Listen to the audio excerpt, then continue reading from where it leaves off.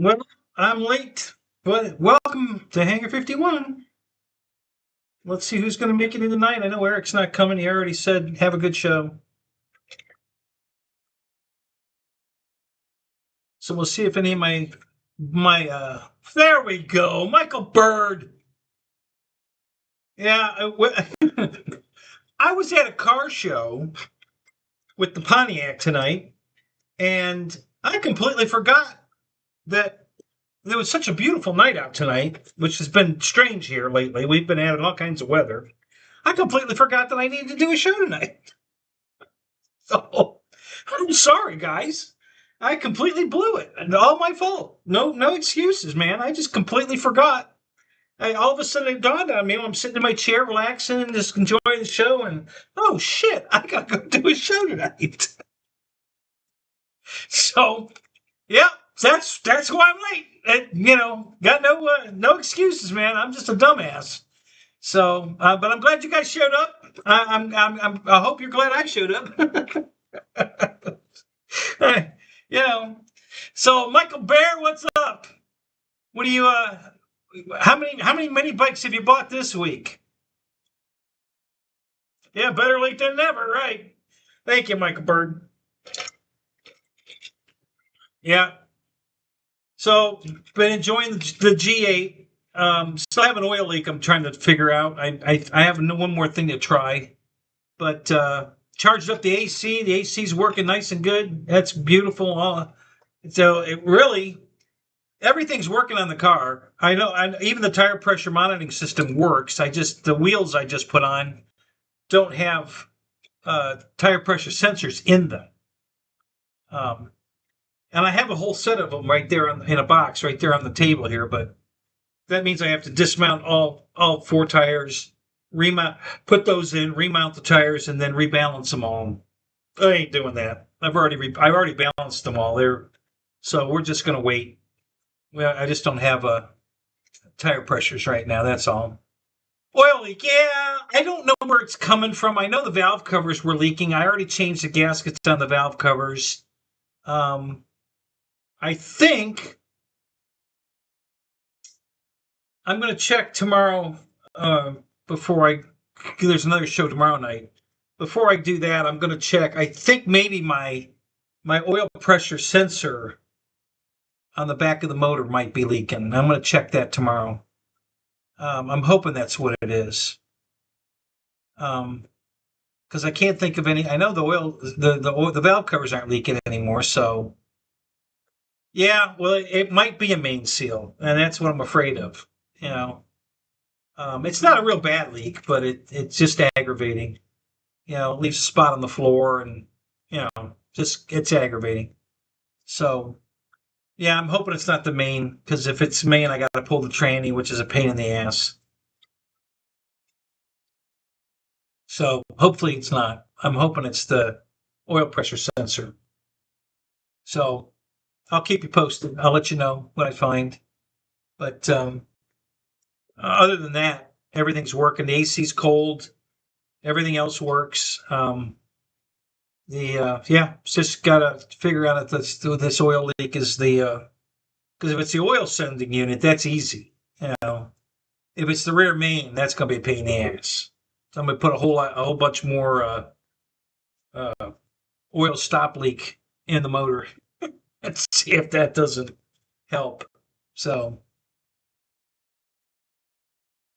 yeah, that's what I'm gonna do. I use the Lucas Oil products. I like their stuff. I put a half a can in already. I split it between the two cars, and now that I need, it looks like I'm about a quart low on oil, so I'm going to put a whole nother bottle of stop leak in, and we'll see if that doesn't cure it. So yeah, so just been trying to work on my friend's car. It won't start now. It's been sitting here for about 6 months because it was just too cold in the wintertime to take door panels off without breaking them. Jeff from Lower Alabama, what's up? How you doing, man? So I hadn't done that, but now it's plenty warm now to do them. So I went to start the car to move it so I could work on the door panels, and it wouldn't start. So I put plugs in it, and that didn't cure it. So I'm thinking it's the oil pump, or I'm sorry, the fuel pump in the tank. So it took me about 5 hours to manipulate the car around into the garage and put it on the lift, but it's on the lift. So I've been underneath it looking to see where the hell the gas tank is in this silly ass car. And so Craig Beaman, what's up? How you doing, man? Good to see you. So we'll check on that, and I'll keep you posted on that one too.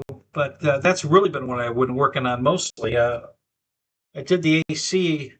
When did I do the AC's been done for about a week almost now, and it's working good. I don't know why it wasn't charged when I got the car. I don't know if he fixed something and didn't pay them to recharge it, or if it slowly leaked out. I don't know.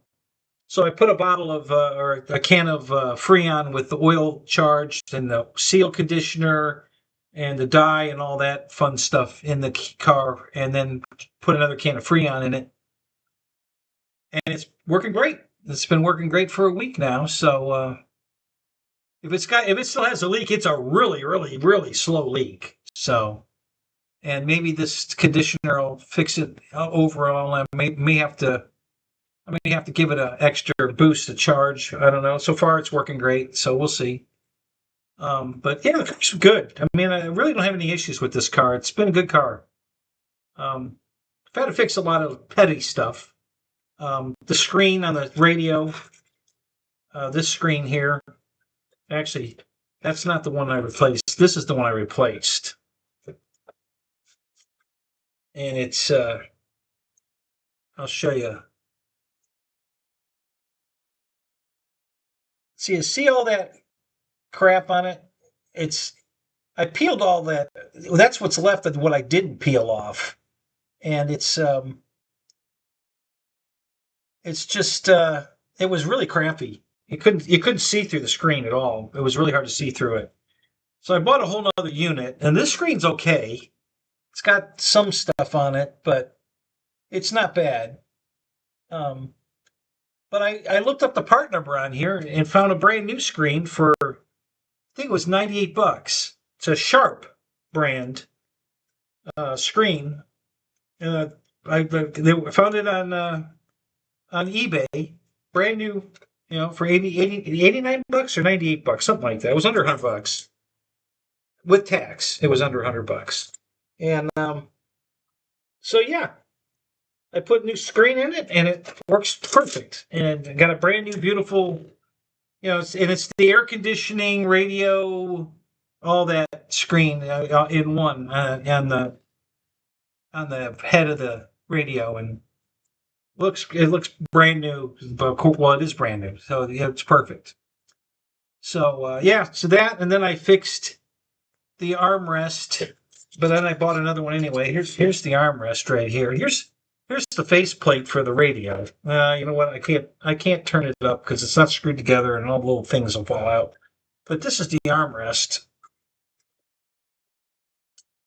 and this part's perfect. There's nothing wrong with the part you see, the vinyl where you rest your arm on it. It's in perfect condition. Both of these were broke off. These are the hinges, okay, and they were both broke off.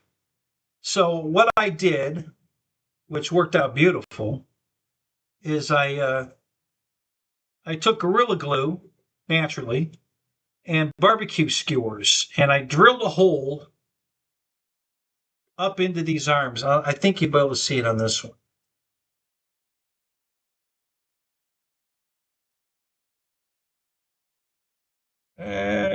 Maybe if I turn it this way, you can see inside that webbing, there's a barbecue skewer coming in from here, going up into the armrest. And so I did it on both sides. And I put Gorilla Glue inside the armrest here in this area because there's a big cavity in here. And I used epoxy in here. And I glued it back together and it came out perfect. The only thing is the little pin here is broke off here, but I have that piece. It's laying here somewhere. So I still have to glue that back on. So what I'm going to do is the same thing. I'll drill a hole in it, put a barbecue skewer in it for reinforcement, and glue that piece back on. And then the only thing other wrong with this, it's got a crack on it. I glued that. That's not a problem. But the latch is broken, and I don't think I can fix that. I don't know that that's a problem. I don't even know that I like the latch. I'll be honest with you. On this particular car, it's so tight to get your finger in here to release the latch. I think that's probably how it got broke. Somebody probably had big fingers and he couldn't get to the latch, and he just grabbed the thing and ripped it open and broke the latch off because he couldn't get his finger in there to get to the latch. So, and it's not going to fly open or anything. So, and it'll work perfect just the way this is. It'll kind of do this a little bit when you're open and close it until I glue this other pin on. But once I put the other pin on, it'll work perfect. And that little piece, it's here somewhere. I don't know. It's probably buried under it. Got dinosaurs and I got all kinds of shit on here. Oh, it might be in here. Yeah, here it is. Yeah. So this is the little pin piece. It's the hinge. And I just have to glue that back onto the end of this one. It's that one's there. This one's I got to glue this one back on here. And then this will be another perfect armrest. I'll probably put it back on Marketplace, sell it. I might just keep it. It won't be bad to keep a spare. This is a spare. This is a spare face to the radio. So I'm going to put this good screen back in that unit there, and I'll have a spare unit. So anyway, perfect. Just don't touch it. Yeah. Yeah. Yeah. Stress free. Yeah. So anyway, yeah, I just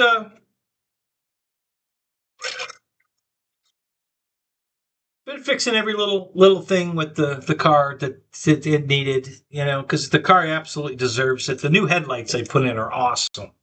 Love the new headlights. LED projector lenses.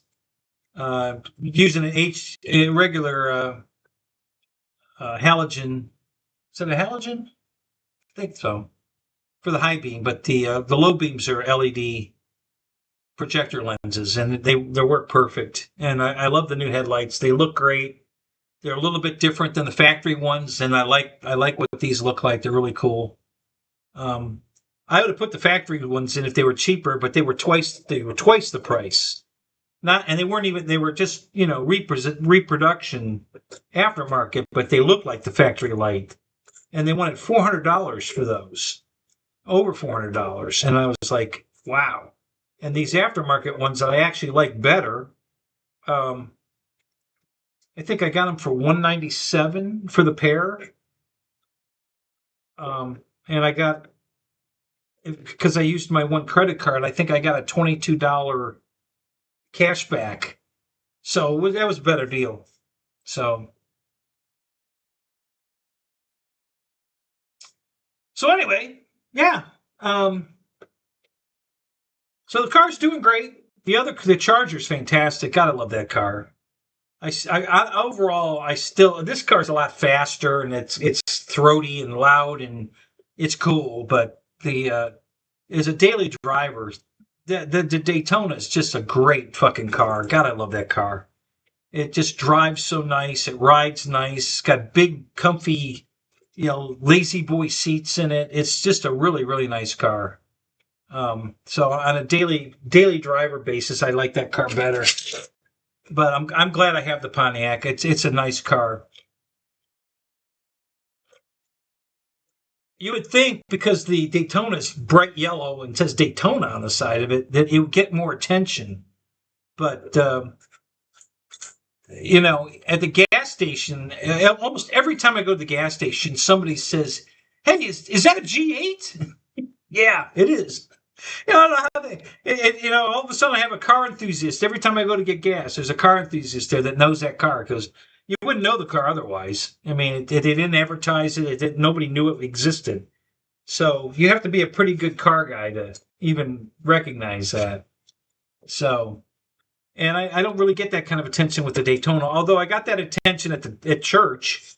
And when I took it to church, this one lady come over. It was a Chinese church, and she come over and she says, "Oh, Daytona, that's a race car." Yeah, yes, yes, it is. Yeah, yeah. So that kind of I got a chuckle out of that one. That was funny.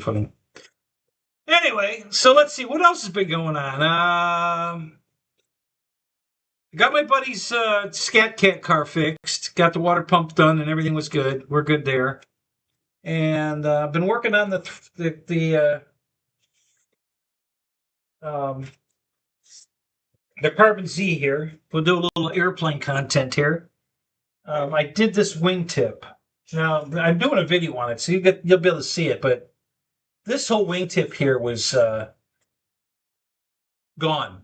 There was a big hole here in the end here, and I Gorilla glued it up. I put a piece of tape under it so that the glue would just fill it, and it did. And then I just slid it all off, shaved it off, and then sanded it. And on camera, it looks perfect. You can't even tell.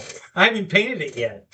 Oh, when I sanded this, I'm sanding a little bit of the yellow paint. It just draws the yellow paint into the Gorilla Glue, and so it looks like it's finished.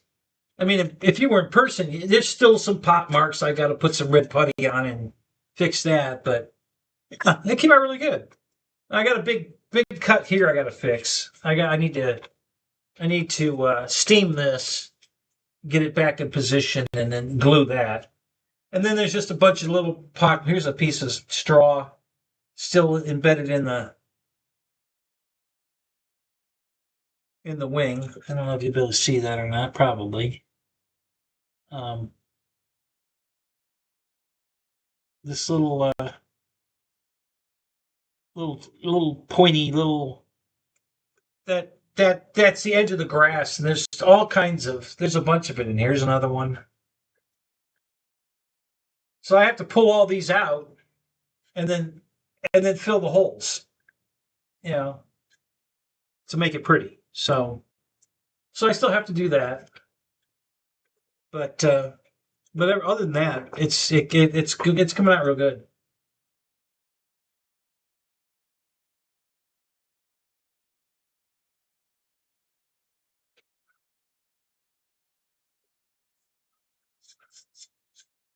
Yeah, there's a bunch of battle scars. I'm gonna call them battle scars all over it. The other half of the wing is pretty well ready for paint. I have to do a little more work on it, but it's mostly ready for paint.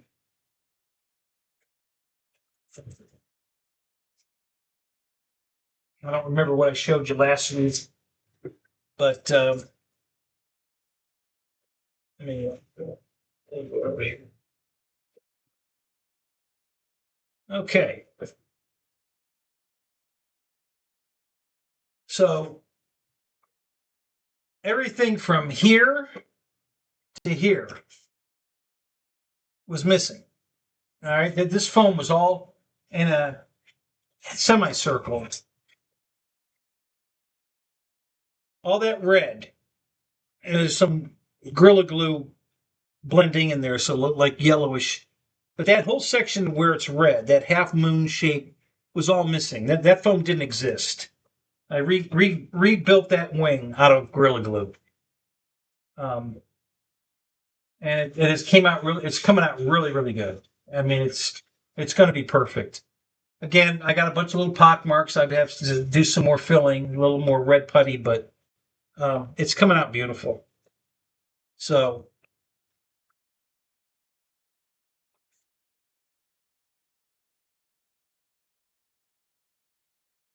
oh, you got a pilot in the cockpit? Oh, I can't wait to see that. Yeah, that's cool, Eric. Cool. Good to see you, man. Yeah, I really want that airplane. Um, I'm going to contact them and give them a couple pointers about issues with the kit that you pointed out in your video. So I'm just going to let them know what they need to fix. And then hopefully version 2 will have those fixes in it. And then I'm going to buy it because I want one of those. You know, that's the most expensive plane Dynam's ever had. You know, in the entire history of that company. That E2 is the most expensive airplane they've ever come out with that I know of. It's and I don't know. You'd have to tell me, Eric, if you think was it worth the money you spent for that thing? You'd be the we'll use the gauge because I don't know. I don't have one yet, but um yeah, I don't. I'm just kind of, you know, I've always been a big fan of Dynam because their planes are so cheap, you know, and yeah, you have to do a little extra work. You got to put decals on, glue stuff here and there, you know, put the cockpit on it, maybe, or a pilot in it, the pilot's seat in it, stuff like that. But I don't care. That's fine. I'm a modeler. I don't have a problem with that. Um, so if I could save money and do some of that work myself, I'd much rather do that. I think that's great. That's what I've always loved about Dynam. But that plane at $465, whoa, that's a tough pill to take. So so we'll see. We'll see what you know. I'll probably end up getting one. I hope they send me one to review. You know, I don't know if they're gonna or not. She sounded like she was gonna, but we'll see. We'll see. But yeah, so I'm super happy with the way this turned out. This is great. The plane's 100% flyable the way it is. I like that. That's, you know, now it's just making it pretty. It's 100% functional. You know, now it's just make it pretty. So, and I like my stuff pretty. Yeah, yeah, David. I'm sorry, Dave. That's your middle name, David. Yeah, Michael. I've always thought their planes flew great, but they've been coming out with some better quality stuff. It started with the PT-17 that they sent me. Man, that was a spectacular airplane. The lights were great. The kit went together well. I had to do a little massaging on it, but not bad at all. Flies fantastic. Beautiful airplane. Love that thing. I want to get the Super Tucano they came out with. I haven't got that one yet either. But I'll probably order that one while I'm waiting for them to put the E2 on sale. Because I'm gonna wait till they put it on sale. Um, but I want to get the Super Tucano that they came out with. It's a little smaller than the ones I have, but it looks good. I like the color scheme on it, and I like the way it looks. Wiggs, what's up? How you doing, man? Good to see you. So yeah, I'm real happy with Dynam in general. I've been debating on whether to become a distributor for them. I don't know how much money cash they want me to dump in it up front. So, but I'm gonna talk to them because they don't have a U.S. importer anymore. Nobody's selling their stuff anymore. So I'm gonna talk. I'm gonna make a play for it and see what happens.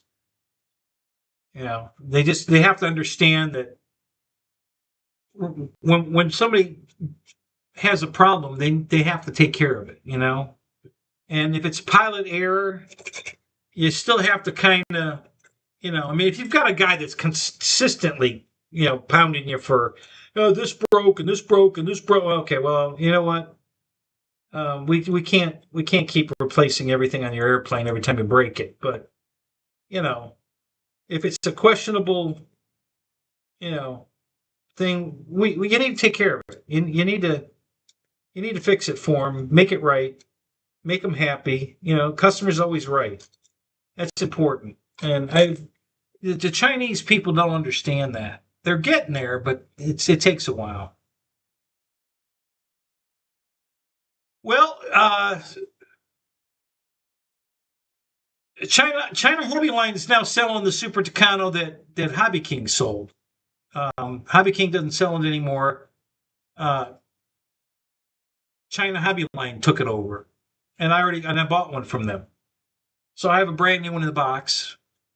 I finally broke the nose gear on mine. I was so pissed. It fell in a gopher hole out in the flying field, taxiing out to the runway, and it fell in the hole and broke the trunnion.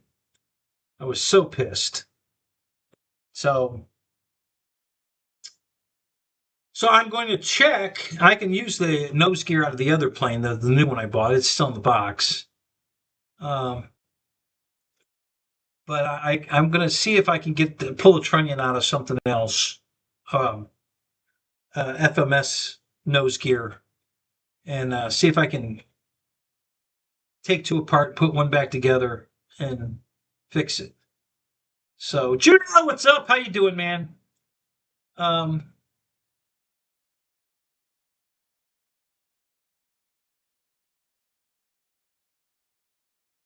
yeah, exactly. General Hobbies still sells. They don't service anything. And that's exactly what I'm going to tell April. That's her name, the woman I've been in contact with at Dynam. And I'm just going to tell her, listen, I want to be able to service the planes. I want to be able to, take a kit that I have in stock, take the part out of it that somebody needs, send it to them, and put in a warranty claim to you, and you're going to send me the part so I can put it back in the kit to make the kit whole again. But I want to take care of the customers. That's what we need. And see what she says. I'm gonna try to do something like that. See if we can make Dynam popular again, or more popular than it's ever been. So anyway, so let's see what else. Well,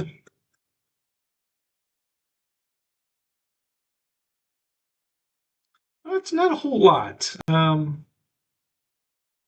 Just been busy working on cars, my own cars, my friends' cars. The water pump job was a big job, but that was a pain in the ass. Um,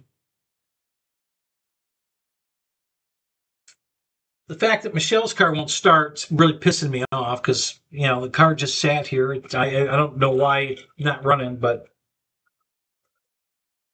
I'm gonna throw the scan tool on it, make sure it's not a code. Maybe maybe a rodent got in there and ate a wire, and that's what's fucking it up. I don't know.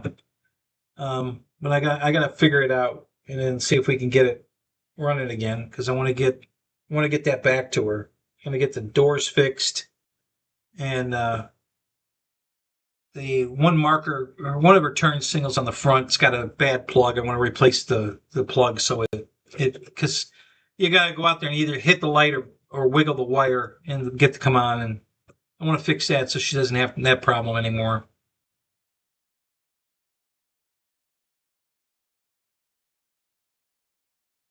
Dynam Air Racers again. What's going on?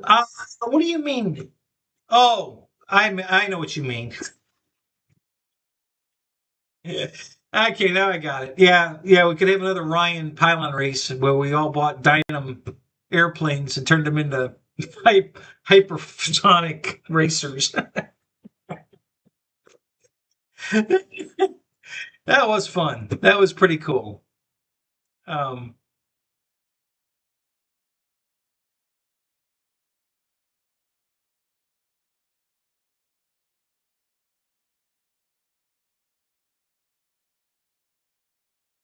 yeah, LX is another one. I like their products. I have a lot of LX models.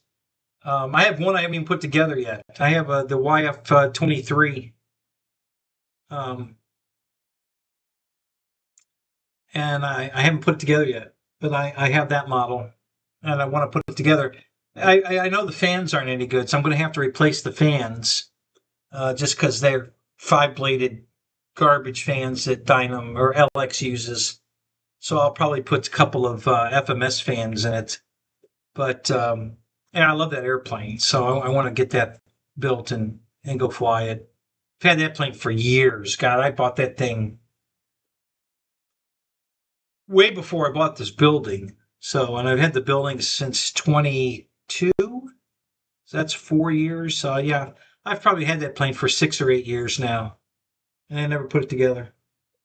It's funny too, because the hardware bag is on my coffee table in my living room. I always pick it up and look. I go, oh, I know what that's for.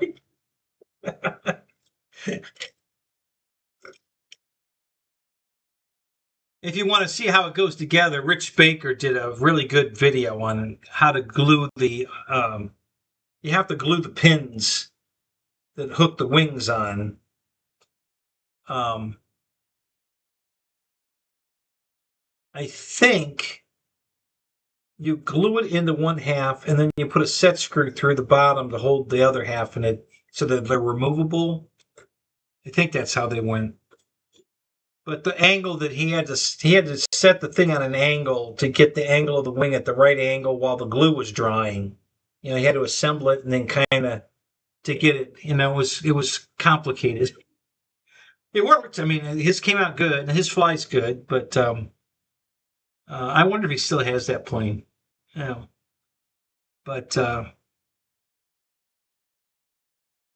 so for you guys that didn't get Matt's comment about the air races, when Pilot Ryan had he sponsored a race down here at our Imperial Field that I belong to the club there, and the rules of the race were to buy a cheap ass airplane. And I don't remember. Did we put Matt? Did we put a dollar amount on it, or just it had to be something cheap? How did we do that? I forget now. I think we might have had a dollar amount on it, and so we all bought. Most of us bought Dynam airplanes, and then highly modified them. And Dave Marshall just completely blew it, and it was hilarious. He had built it. He put this Mac Daddy motor in it to make it fast, and then he thought he had too much nose weight, and the plane wasn't going to fly right. So then he put all this lead in the back of the plane to get the CG where he thought it would be. And then when we got to the flying field, I think he did this at the flying field. Now he thought it was too tail heavy, and the lead was inside the airplane. He couldn't fix it. So he went down to the auto parts store and bought a bunch of wheel weights, stick-on wheel weights, and he coated the whole nose of the airplane. It was a P-51, and with stick-on wheel weights to offset the weight forward again, and it didn't fly. It took off and did one of these and right in the ground. It was over that quick, and so it did fly. And then Dave's RC, Dave Garrett, had the same airplane, Mustang, and I forget what he had done wrong with his, but he got his in the air and he made a lap. He made it all the way around one lap, and then he lost control of it and it went in. And then Matt and I were the ones killing it with the speed. And I think Matt's plane was a little faster than mine, but he had to slow down the turns because his wings were about to fold in half. They were almost in a U when he would pull harder on the pylon, and the wings were going. It's hilarious. And mine, the frickin' overheated the motor, or the ESC overheated the ESC halfway through the race, and I had to go to the idle for a second and let the thing cool off, and then had to kind of blip the throttle. I couldn't leave it wide open the whole time. And then the motor mount was literally pulling out of the fuselage on mine. So by the time I got it on the ground, and I got it down safely, Matt and I both got it down. So I lasted the longest. I had the longest flight. I stayed in the air the longest. But Matt was probably faster. We were both pushing it pretty hard. But it was great. That was a lot of fun. And it was cheap because we did super cheap, airplanes, and we just didn't spend any money. And we put crazy paint jobs on them to make them look like pylon racers. Um,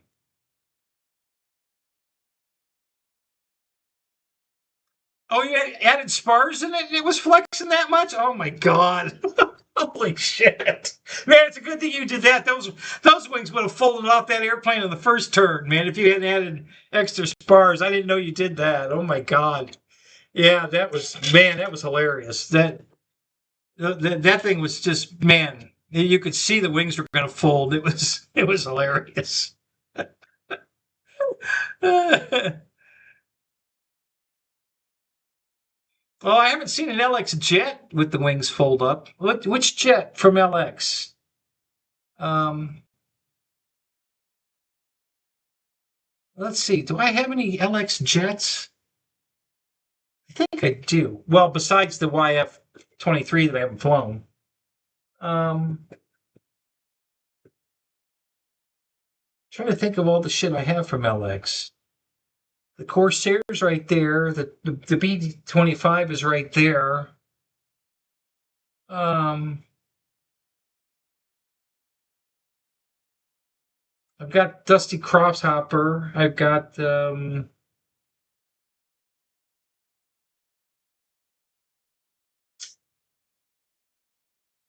I think I have the de Havilland Beaver.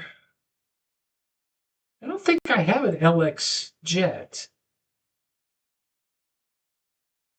No, I don't. I was gonna buy one. Which one was I gonna buy? I forget which one it was. It was either the F-16 or maybe it was the F-18. I forget now. Yeah, I don't have an LX jet. Um,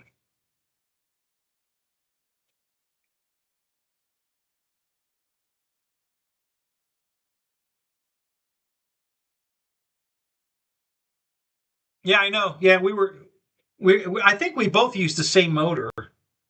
I took the motor out of the V900. The super fast E-flite plane. And I took I think you took the one out of the 1200, didn't you? I think you put the motor out of the 1200. I took the motor out of the 900 and put it in that. And 6S. And yeah, and of course I was using the stocks ESC, so that's why it overheated and shut down halfway through the race. I shut it quit, and I shut the motor down, and I coasted a half a lap around, and then eased the throttle back in, and it came back.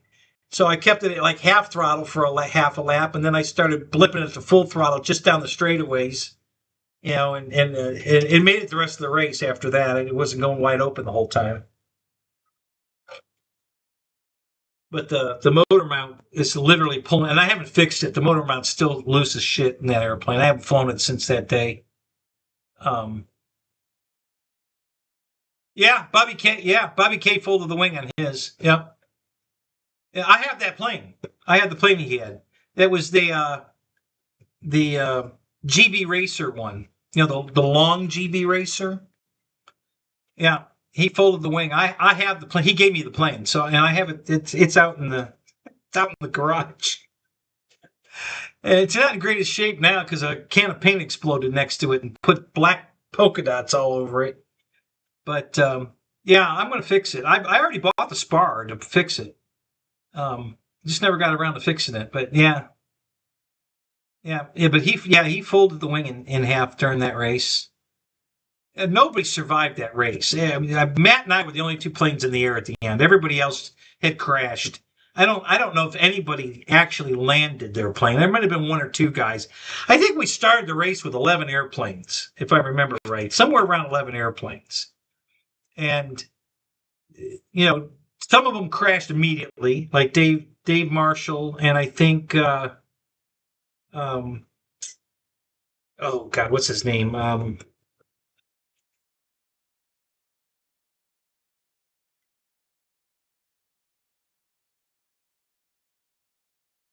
Shit. Tub. Oh God, who am I thinking of? You know, we always wonder what's going on with him. Um, can't think of his name. Oh, you've flown yours since then? Yeah, I've flown. Because I have to. I don't know how I'm going to get the motor mount remounted because I'm going to either have to split the fuselage or maybe I might be able to like inject Gorilla Glue in there and let it expand to re-glue the mount in the foam because it's only capsulated. It's not even glued in. It's just capsulated in the foam, and all that torque was just ripping the damn thing out of the foam. So the only way, so the motor just flops around. I landed it that way. The motor was flopping around. I had to get I had to get the motor to a speed I could land at and let it pull so that it put it in one position, stayed there. Because every time the motor moved, the plane would react. It was trying to flip over.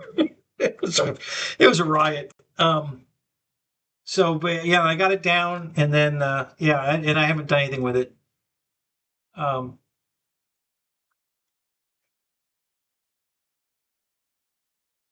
I can't remember Tubbs. What's his name? What's Tubbs? Yeah, um, I think that's who his name is. It's on the tip of my tongue. I can't come out with it. Anyway, his crashed immediately. Um,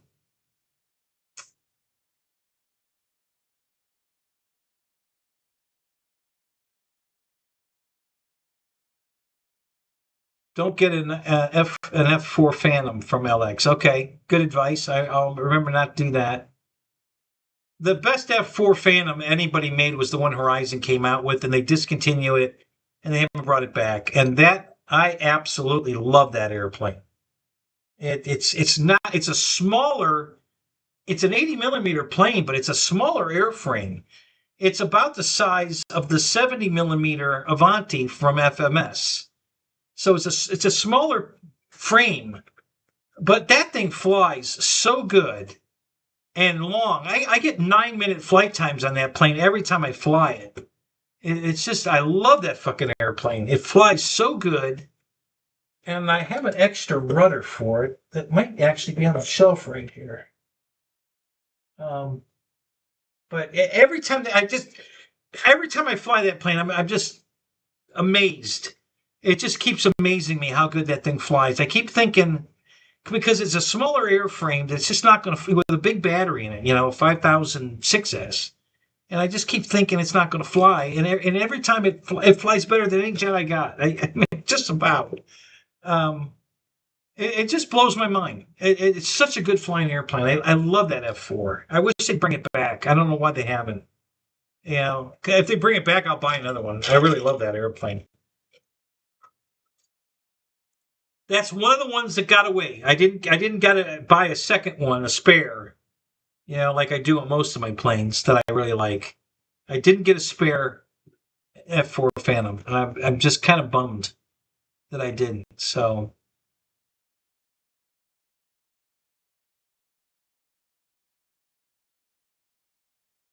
yeah, yeah. The way the planes were crashing and the way these guys are not pylon racers are trying to pylon race was a little unnerving for sure. Um, yeah, it was. But everybody had a great time. It was a lot of fun. We definitely had a lot of fun. But it was definitely. Um, I don't know what's going on. My computer's doing all kinds of weird shit in the background here. I don't know what it's doing. It did a reboot. I don't know. I've got the Windows updates turned off, but the Edge, I can't turn off the Edge updates. And I can't, and it keeps doing the stupid Edge shit, and I have to keep deactivating it, and then it'll do an update, and then I gotta fucking undo everything again. I hate that thing.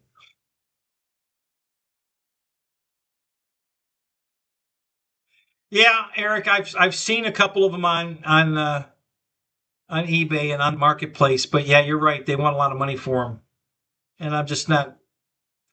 If it was new in the box, I'd pay it. But once somebody else has flown it, how hard were they on it? I mean, um, as a matter of fact, I think I flew the F4 in my landing challenge when Jeff had his 5 landing challenge thing. I believe I used the F4 for one of the planes. I flew like 7 different airplanes for that.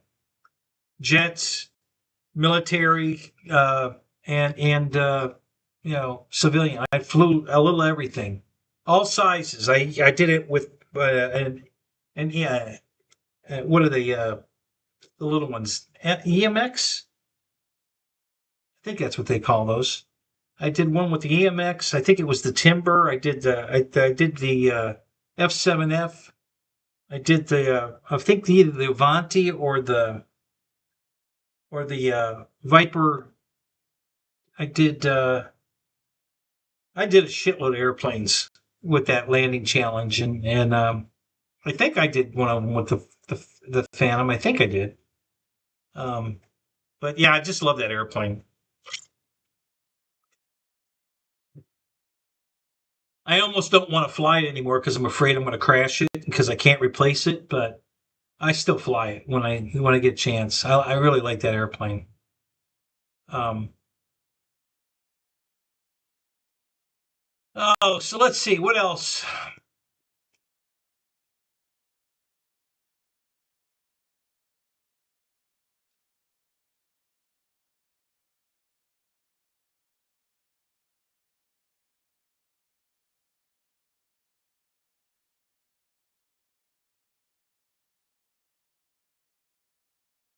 So I'm still thinking about the race, the pylon race. Just trying to remember what I don't remember. I don't know if Ryan flew in it or not. I mean, if he did, I think he flew something stock. He didn't modify anything to go fast. Um, some of these guys got pretty creative with that. That challenge. That was pretty fun. It was fun to see what everybody did with their airplanes. How they painted them up, and mine was painted military on the bottom. I did all the green. I did the invasion stripes. I used a hurricane. Um, so the bottom of the plane was green and it was a lime green. It was a little brighter green. I did that on purpose. It was about this color green, and then and I had the rondelles on the wingtips and the invasion stripes and everything on the bottom. The top of the airplane was all white and orange, and had racing stripes on it. And I think I had the number 5 on it or something. I forget, or 51. Maybe I put 51 on it. Um, so on the top it looked all race, and on the bottom it looked all military. And it was a nice combo. It came out really good. It looks really good. Um, yeah, it was fun. That was a fun day. Okay, let's see what else. Trying to think of anything new that might be coming up. I bought an 8th scale truck to go race at Ronnie's. It's a place here. I haven't even run the damn thing yet. I got it out of the box and I looked at it. It's really cool and everything, but I haven't even driven it yet. I haven't had a chance to charge a battery and go run it. I might do that tomorrow. Because I went from the fourth. When I went flying on the fourth, I've got a few batteries that are still charged. I'm trying to remember to discharge them. I was doing some yesterday when I was working on Michelle's car, and then I had to stop, and so I'm going to get back on that tomorrow morning. And I'll probably, while I'm discharging those batteries, I'll charge probably I bought these a long time ago. These hard case packs, because that's what you're supposed to use in a on-road car. You know, and I don't think Ronnie mandates it, but anyway, these 2 batteries I bought, these plus 5000s, they're 2 cell. And I'm gonna charge these up and try them in the truck and see how they do. So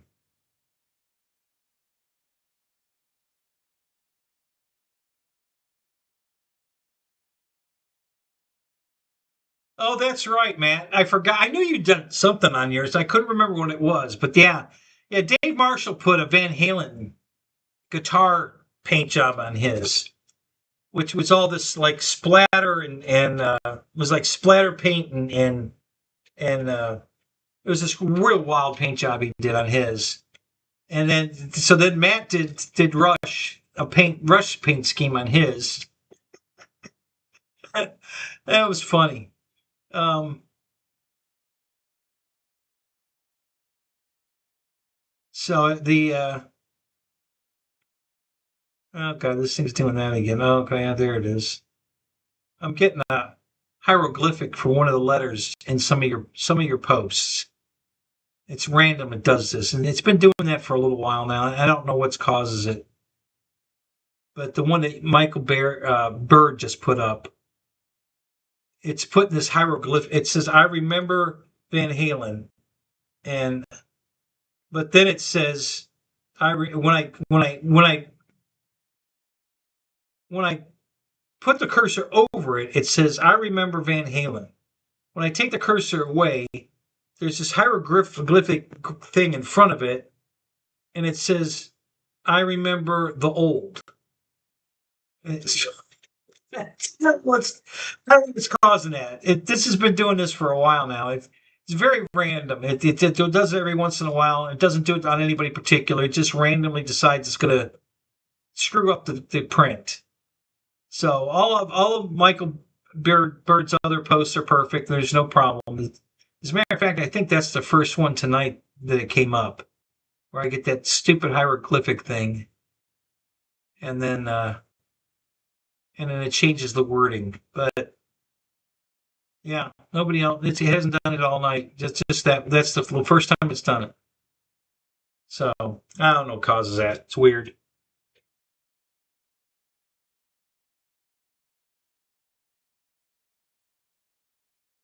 Yeah, I know. I don't know, Michael. I don't know why it does that. It's weird. So I don't know what you really typed. I remember the old Van Halen, or I remember Van Halen, and you didn't type the old, or I don't know. I don't know what. Like I said, it's got a mind of its own. It's doing its own thing. I don't know. Crazy, just crazy. Let's see. Was there anything cool at the car show tonight that was really? There was something that stood out. What was? Oh, this guy rolled in. Just two words. Okay. This guy rolled in with a '68 Camaro, and It was an RSSS package, so he had the uh, the floor shifter, the dual handle floor shifter, where it's you grab it in the middle to release it.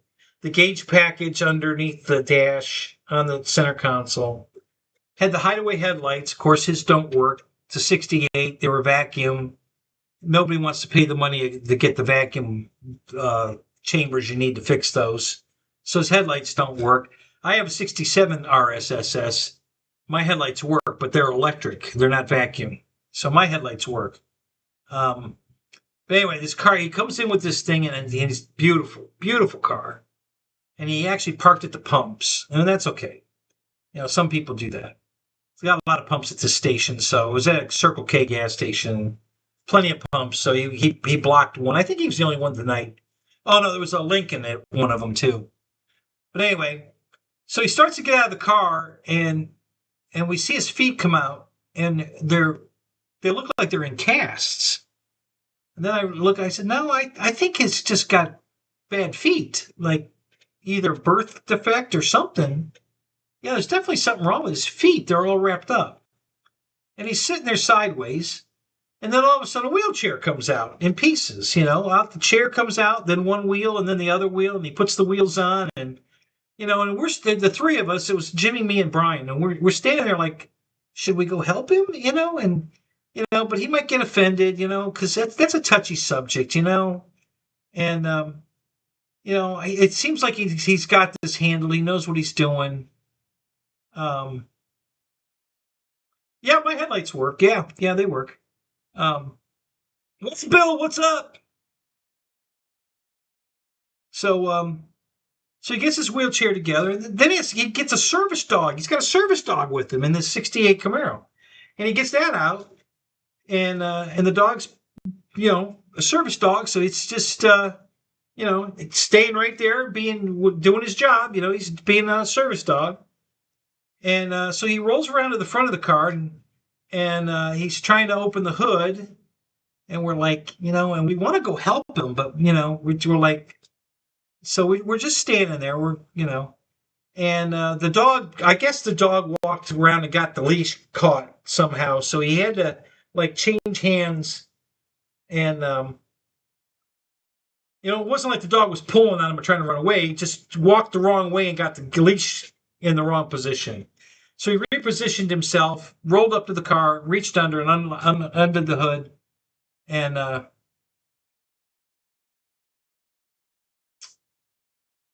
got it, and opened the hood, and then him and the dog went inside the Circle K. I don't know. I guess he went to get some food or something. I don't know. And he just left the car there. So after he walked away, we all walked over to look at the car. And oh my God, the paint job on this thing was beautiful. It was a really light blue, not too light, just a really pretty blue, like a Dodge B. I think it's called B4 blue, that color blue, and but a light metallic in it, and a perfect paint job. I mean, there wasn't a squirrel mark, nothing. The bodies were, all the panels were perfectly straight. And whoever redid that thing, it was perfect. It was just a beautiful car. Nothing. Every headlight, tail light, all the marker lights, all brand new chrome.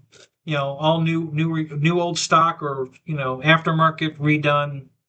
There wasn't a blemish on it anywhere. The interior, the seats were showing just a little bit of wear, but he's hauling around this big dog, service dog. So we weren't going to take any points off for that. But yeah, Wreckham Roy, what's up? How you doing, man? So, but yeah, what a beautiful car. It was really, that was probably the nicest. Yeah, as a matter of fact, Brian said, yeah, to best of show, right? I said, yeah, I agree. I think you're right. That was definitely best of show. Saw an electric charger there tonight. They had one of those new electric EV chargers there. God, that's a big ass car. God damn, that thing's huge. It's pretty. I wouldn't own it. I don't want an EV, but it was pretty. It had some graphics on it, charger and some stripes and stuff on it, and the car looked really good. It's a pretty car. It's big. It's way bigger than my Charger. But am I growing a beard? No, I just forgot to shave. No, not growing a beard. I couldn't grow one. Listen, this is almost 2 weeks of growth. I'm not kidding.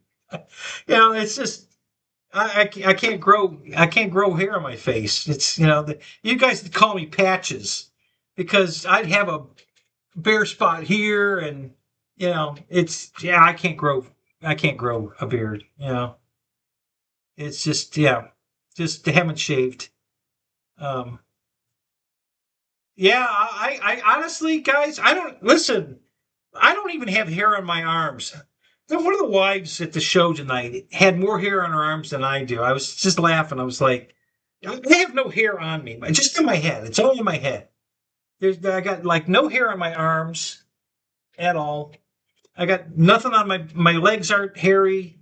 I barely have hair on my balls, to be honest. Yeah, I'm just not a hairy guy. Just it's all in my head. I thank God. That's the best place. If you're going to have hair, have it on your head. I'm not going bald. I'll never go bald. That's for sure. Um, so yeah, I don't have to shave daily. Once a week. If I shave at all, it's once a week. You know. I just don't need my fit. Like I don't have any. The last time I shaved my beard and mustache area, and I have nothing here. I can barely feel anything where the mustache is. So there's practically nothing there, and then there's a little bit here. There's nothing here. I mean, we're just starting to get some fuzz, here, but I actually have some bristles down here. So yeah, it just doesn't grow. And it won't grow. It would take me a year probably of not shaving, but just grooming it, trimming it to get a full beard. It would take me at least a year to where I'd have a full beard, here, down here, groomed. It would take at least a year for me to grow a beard. So I just don't bother. It's easier to just shave it. It only takes me like 2 minutes to shave. So,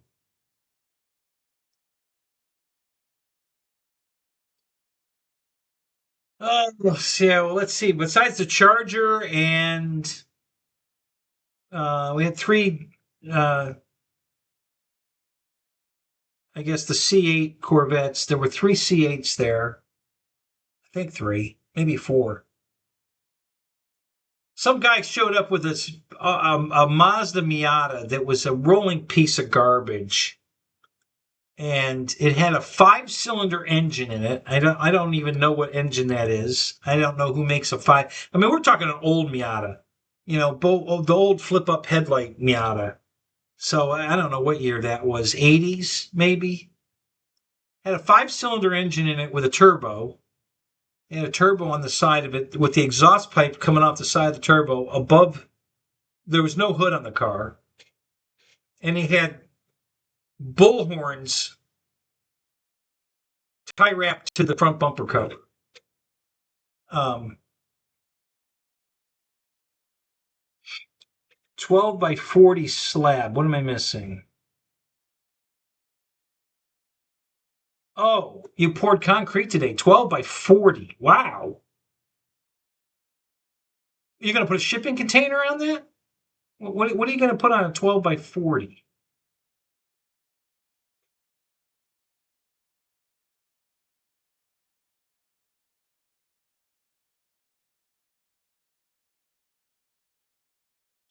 Off the back of the house. Is this going to be more living space? Are you going to put a room on the back of the house, or is this going to be a garage?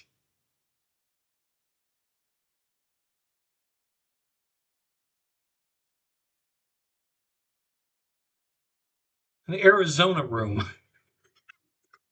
Is that like a Florida room? Is that what we're talking about? Because all the houses down here have a room on the back called a Florida room. So I guess that's what you're putting on an Arizona room is a Florida room. Enclosed porch, yeah. All right, is it going to be air conditioned or not? You gonna put vinyl windows in it and put it, so it's air conditioned, or are you just gonna put screen? See, that's the problem with people with Florida rooms down here. My Florida room had windows in it, so I could air condition it. The house I had in Holiday, but most people down here, it's just a screen room. Well, you can only use it in the wintertime because it's too hot to go out there in the summer. So,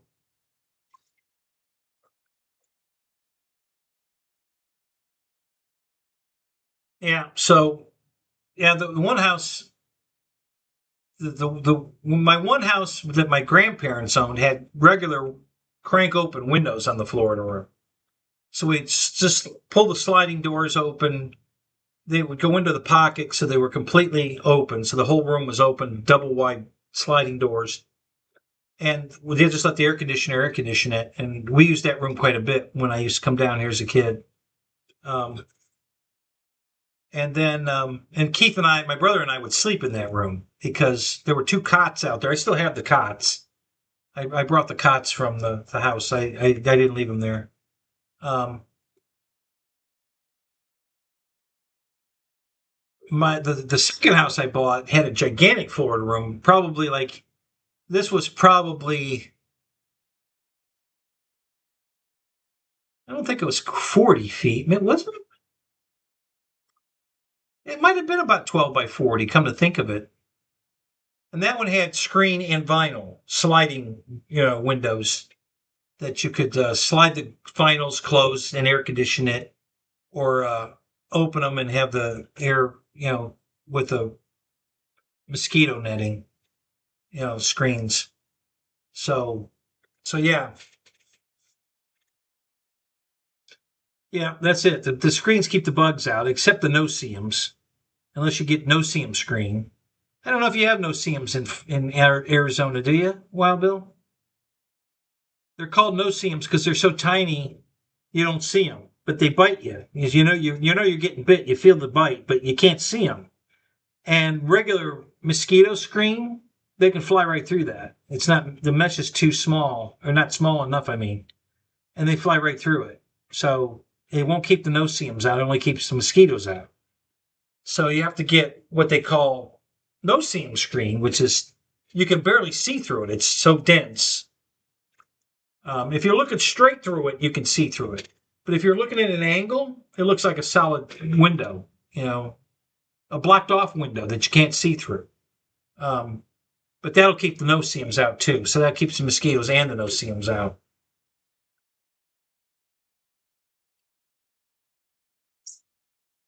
So let's see, any other cars at the show that were really cool? The Mazda was a piece of crap. I mean, it's filthy dirty. Nothing's finished on it. It's just a, thrown together backyard project thing. Um, oh, Roy says they've got no CMs there. Yeah, yeah, um, yeah. It was. I'm just not a fan of those kind of cars. I'm also not into the patina cars. I know Ryan likes to patina his models to make them look like they're old rusty patinaed cars, and I don't like that look at all. That's just not my style. I don't care for that patina look. Um, Old rat rods and stuff, not my deal. I understand people like it and they have their place, and that's great for those people. But personally, I don't. I would never do that. I'm not into that. My Impala right now looks like that because it's got a lot of surface rust on it. I'm trying to get it in here so I can paint it. Um, yeah, we had a few nice vets there. There were three. The only vets we had though were old, the brand new ones, the C8s. I don't think we had anything older vet wise. No, there weren't any older vets. Just all C8s. There were three, maybe four. There were for sure. There were two white ones and a yellow one. Um, can't remember if that gray one was there or not.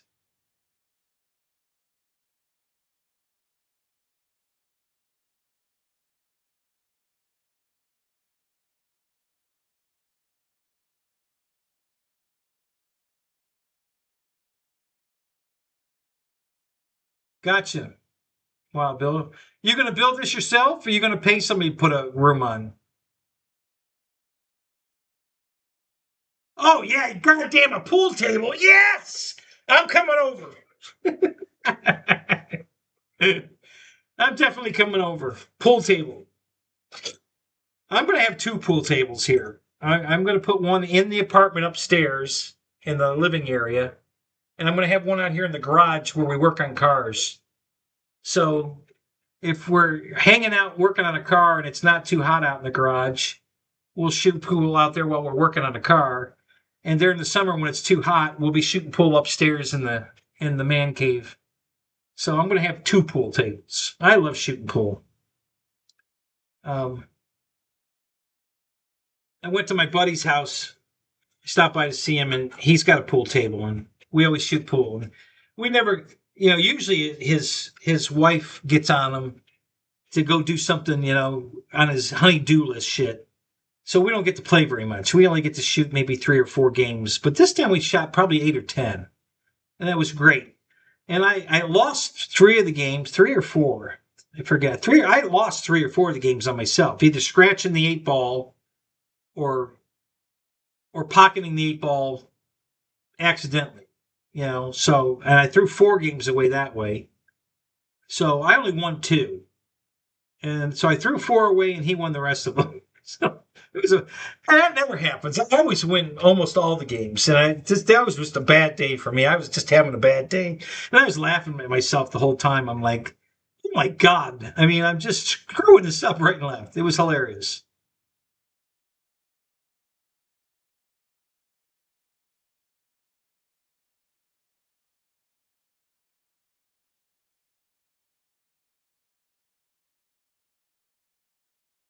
So you paid $6,400 for the concrete. Well, that's a pretty good deal. Um, this is my building is 60 by 40. That concrete costs $16,500 for this concrete that my building's on. So $6,400, that's pretty good. I mean, well, I guess yours is going to be less than half of mine. So yeah, I guess it's about the same dollar per square foot, I guess. Well, I got a good deal though, so did you, because this guy was a friend of a friend, and he did me he did me really cheap. I mean that job would have been way more. Um, yeah, winter project. That's it. Yeah, yeah. You don't want to be building a room in the summer when it's that hot out. Yeah, when it's winter, yeah, go build your room. Jackson Aviation, what's up? How you doing, Chris? Happy birthday, man. Uh,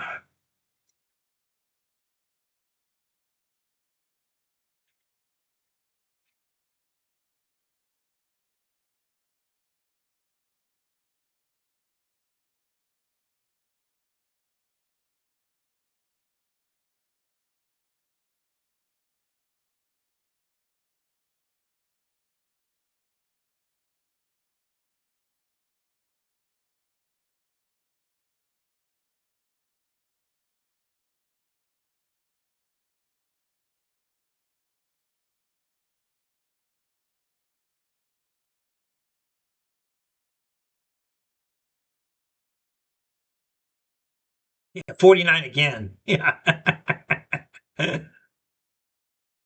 So, Wild Bill, how big is your house now? Well, how many square feet are you living in now?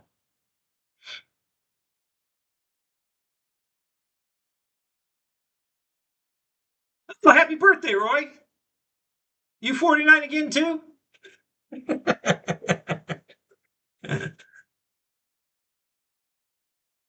Right at 1,000? Yeah, see, my trailer's about 1,100. I think it's 1,150. So, yeah, so it's about the same size as what I'm living in. But my man cave I'm building here is 1,600. So, my man cave's going to be way bigger than the house.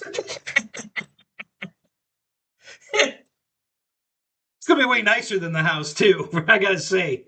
This is really coming out. It's going to be nice when it's done. It's going to be really nice. Um, 18 till I die. There you go.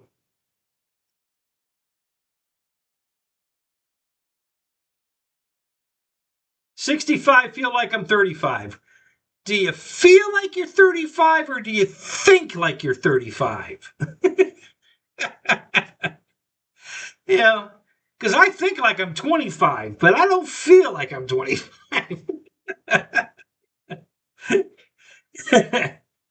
Some days are not so good.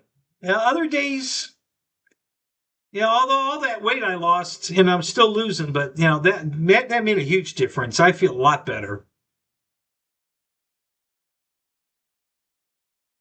Yeah, Scoop had a song about that.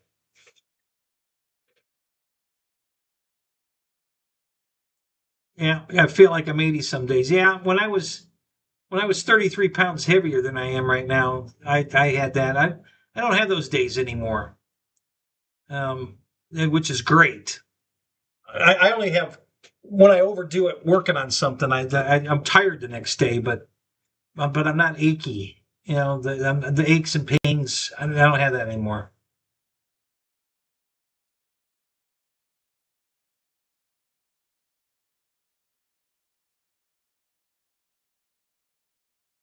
No, I saw a post where he put himself in the pilot seat of an airplane and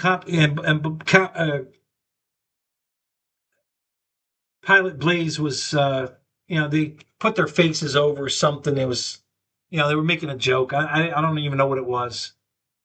Um, oh, now I've got Juno's post has got the hieroglyphics in it. That's funny. So what did you really say?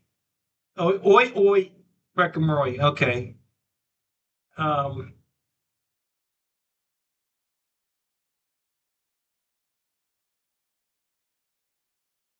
yeah. Okay. But I didn't add any words though. It just added the hieroglyphics at the beginning. I have no idea why. And now Roy's got one too. The hieroglyphics on Roy's post.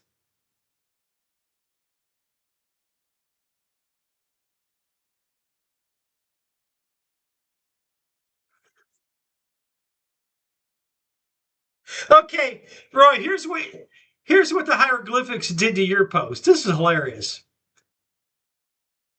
You typed Juno, oi oi. The hieroglyphics at the beginning now, and then it says Juno, period, month. I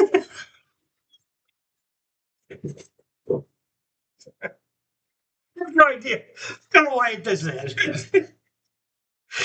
It's the worst one I've seen yet. I don't know why it changed oi oi to month.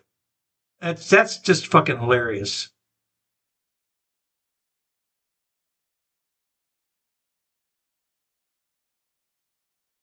Oh, that was the P. Yeah, that's right. It was the P40. You're right. That's what he did the overlay on. Yeah, it was the P40. Now that you said that, yep, I saw that. No, I didn't see his post about the 229. Where did he get the 229 from? Oh, it must have been Dynam. Aren't they the only ones selling a 229? Because we were talking about that last week.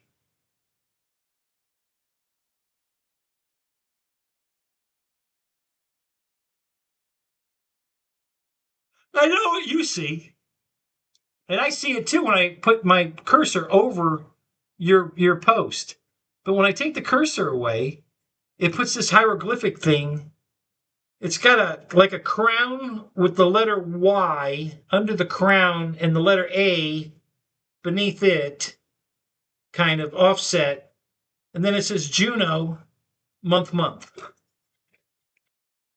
When I put the cursor over it, the hieroglyphic thing goes away, and it just says Juno yo yo oi oi, oi oi. So I don't know why it does that. I don't know if it's the I don't know if it's OBS that's doing this or if it's the AI trying to invade. I have no idea. So now, yeah, but now when you said I see oi oi, that's what it's I don't have that hieroglyphic thing, and it says I see oi. Oh, excuse me, oi oi. So yeah, it doesn't happen that often, and it's very random. So what is that? Three times tonight total out of all the posts. It's happened three times, and it's always somebody different. So it came on Juno, it came on Roy, and it came on what was the first one? I forget who's it was. Oh, it was on Michael Bird. It was his post, I think. So, but yeah, it's I don't know why it does that.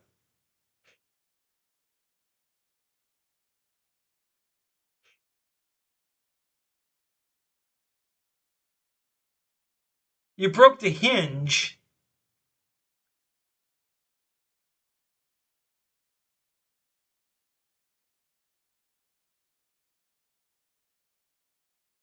What plane are we talking about, Mike? You broke the hinge, and it's $600. What?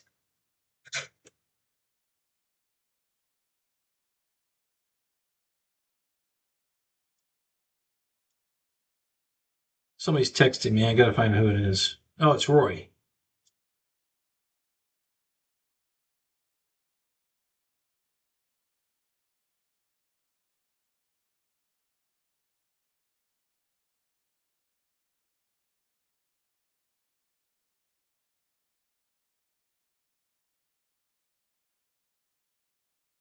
So he sent me a picture of a Chevelle that he's working on.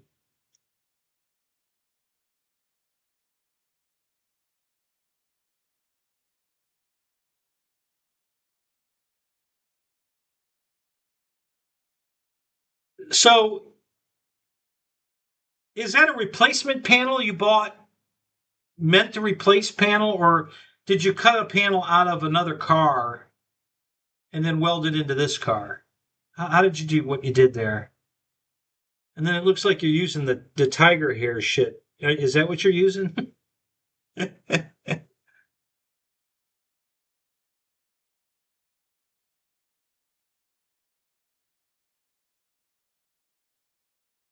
Yeah, Mike. What did you break the hinge on? What are we talking about?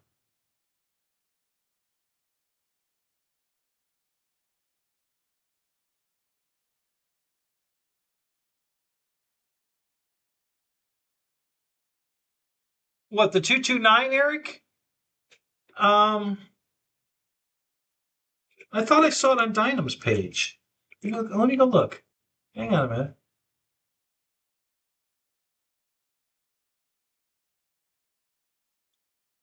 Oh, it might have been Hobby. Let me go to China Hobby Line. Maybe that's who it is.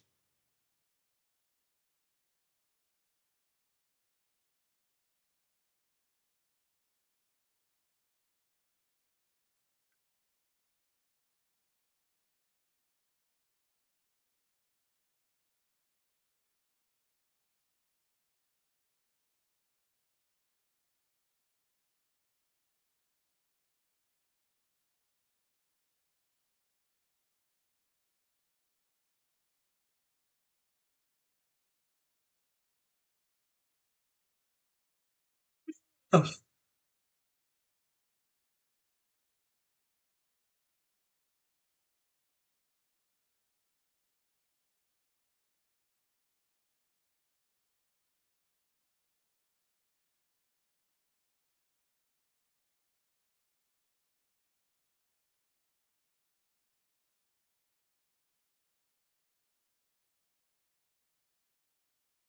okay. Let me look here. Yeah, I can't remember what page it was on, but you might be right. It may have been a China Hobby Line plane. I'm going to go there and look first. Well, that's called the Horton, right? Isn't that the Horton, the 229?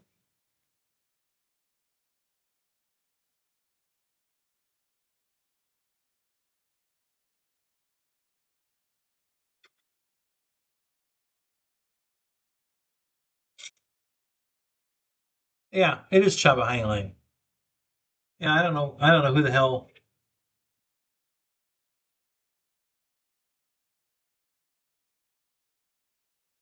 Alvin, Avon Nation, Avon Nation RC, the Horton. Yeah,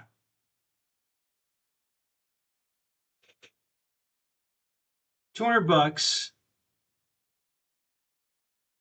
I think it comes with a battery. They like to do that. That's a way for them to sell their batteries. They give you one with a plane. Yeah, it's included. 750 milliamp, 120C 4S. 120C. Holy shit. 750 milliamp, 120C 4 cell is included. And when you buy the Horton for 200 bucks, it's twin 35s.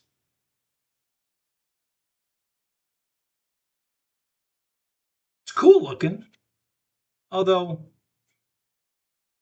I've only seen one German Horton, and that wasn't the paint scheme that was on it. So I don't know where they came up with that paint scheme. I mean, it's a gray and light gray, dark gray camo with the German crosses on it, but I don't.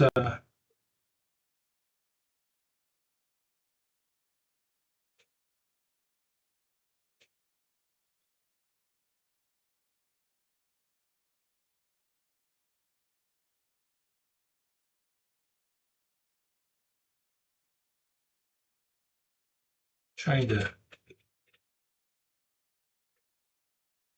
Okay, why in the world did it do that? Man, I'm telling you, this is just ridiculous.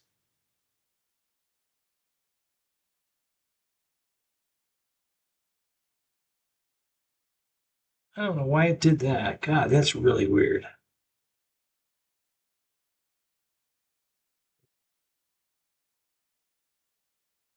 I'm gonna try to fix this damn picture.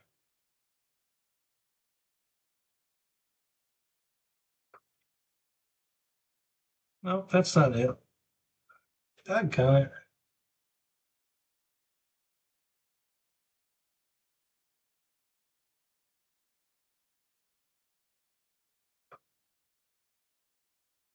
Okay, there it is.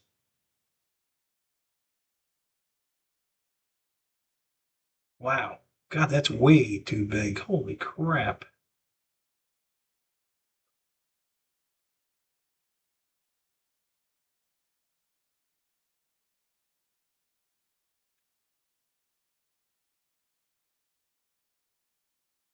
Oh, come on. Damn it.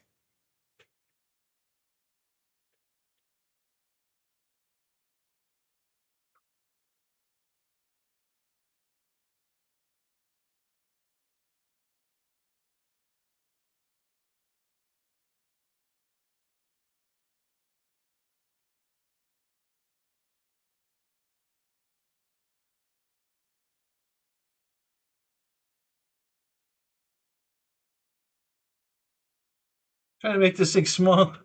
I can put the Horton on the screen so you guys can see what we're talking about, but I'm trying to make a. The picture's way too big. So it won't fit in the window. There we go. Okay. All right, here we go.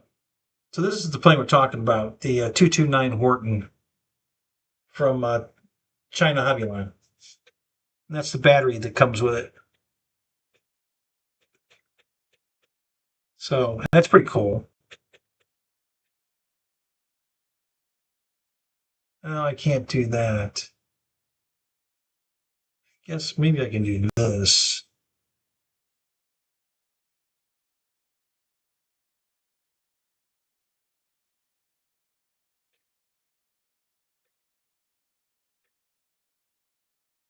Yeah, that worked. Okay.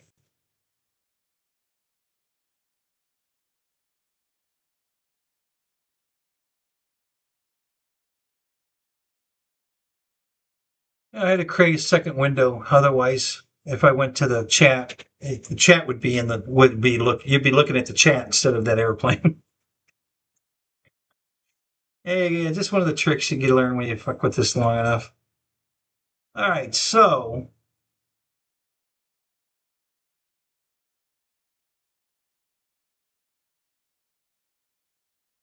okay, let me go look at what you're looking at, Mike.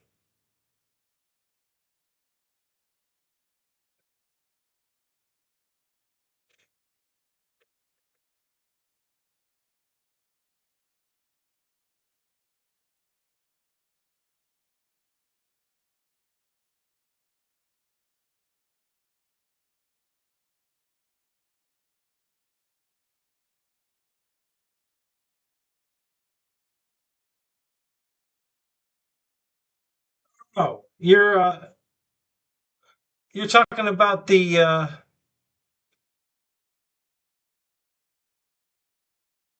center console armrest lid.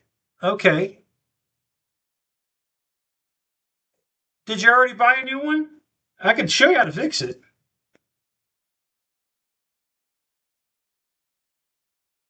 I can definitely show you how to fix it. It fixed pretty easy, actually. $600. Good God. Yeah, that's. How did you break it? How did it break? I was trying to figure out how the hell he broke it. I understand how he broke the latch, the locking latch, but how the fuck did he break the hinge? That was the one that got me baffled. Yeah, yeah. So where did yours break? I'm gonna get mine. Hold on a minute. So looking at this, let me go back to here. Hang on a minute, I gotta switch this back.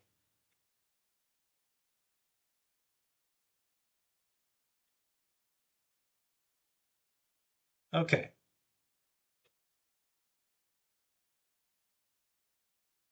All right, let me do it here for a second. Okay, so these broke in two different places. All right. So this one here broke diagonally across here. You can see the diagonal break right there. Okay. And then this side broke all the way down and under here. You see under here? This one broke all the way under here. And this area here is all open cavity. So that's why I filled those two cavities with Gorilla Glue. And then I glued this. Okay, well, let me start over. The first thing I did was I glued the bamboo skewer. I drilled holes into the arm itself. Okay. And then I took one of these. Actually, I don't think I used a skewer. Well, maybe I did. I don't know if I used a skewer, one of these dowel rods, a small dowel rod. I think I might have used one of these small dowel rods. Let me look here. Yeah, I think I used this. I didn't use a bamboo skewer. So I took one of these small dowel rods, and I drilled the hole and see how far up this would go into the arm, into this part of the arm. Okay, and I got it to where I wanted it there, and then I left it in the, because the hole was drilled exactly where I wanted it. And then I ran it down in there until, I lined it up where it's going to glue. And then I had to keep shortening this until I got it where it was way down inside the armrest, but not bottoming out so that I could get it to the glue point. And then after that, I took this out, I epoxied it into the arm and let that dry. And then I filled that whole cavity with Gorilla Glue, slid this down into the glue, and the glue's going to expand in the arm after I close it up, and I'll never see it. And then I took CA and I glued this in place so it would stay put while the Gorilla Glue was gluing it from the inside. And there's a slight opening here. I can just see some of the Gorilla Glue, but it worked perfect. I mean, this is never going to break again. I can promise you that. With those dowel rods in there, this is never going to break again. And I'm probably going to do the same thing here. I'll probably drill a hole. This last one, I have to put the little tip on. I'm going to drill a hole up into there, and I'll drill a hole into here, and I'm going to put the dowel rod in, and I'll fit it and get it all fit where I want it and how it works and everything with exactly where I want it. And then I'm going to do the same thing. I won't need the Gorilla Glue on this. I'll just epoxy it.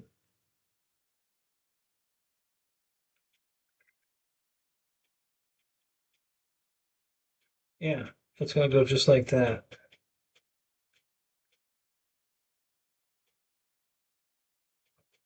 It's got to overhang a little bit.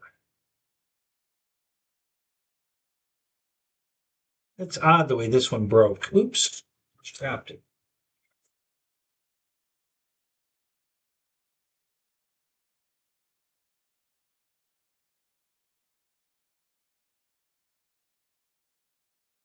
I put a shag rug in here, to try to, I don't know, add some warmth to the concrete floor, but I gotta tell you guys, this shag carpeting is a pain in the ass.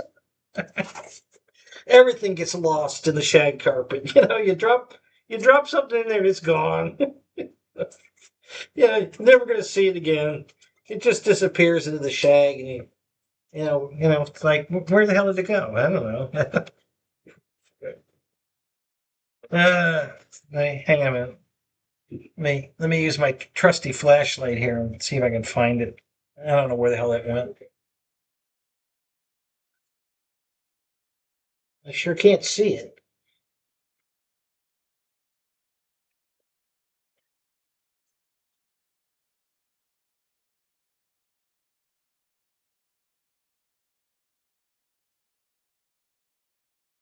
That's crazy. Where the hell did it go?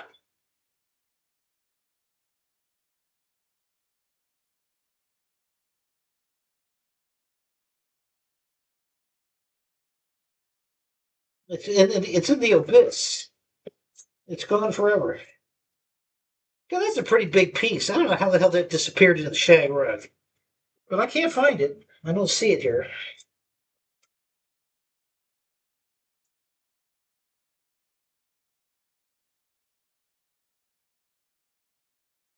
Crazy. That is nuts. I can't believe that disappeared. Is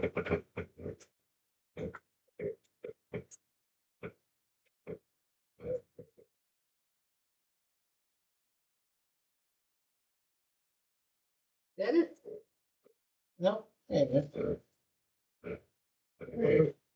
All right, I give up. I don't know where it went. I gotta clean this all up anyway, but all the foam shavings from, I got a pile of this on the floor. All this crap from the wingtip. This is the Gorilla Glue that I shaved off. Yeah. So there's a big pile of this on the floor. So, but yeah, I don't know where that thing went. I can't believe it disappeared in the shag, but I don't see it. It's not caught in my pants, I don't think. No, it's not caught in the shoes. No, I don't know where it went. That's crazy. That's just crazy. It's absolutely crazy. I don't know where it went. Oh well, it'll turn up. I'm sure it'll turn up.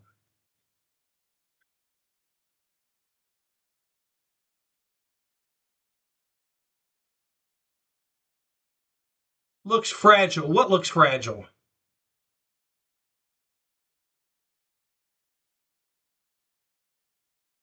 You brought a replacement panel. Now, was it the whole panel, Roy, or was it a patch panel?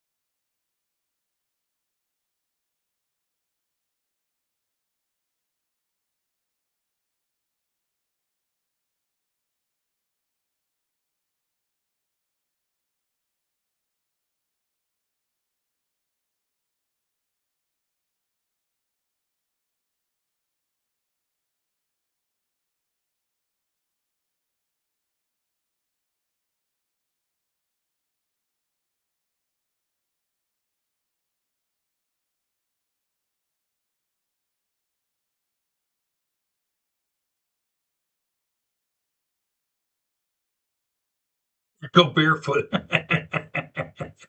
Yeah, I'll find it that way. Yeah.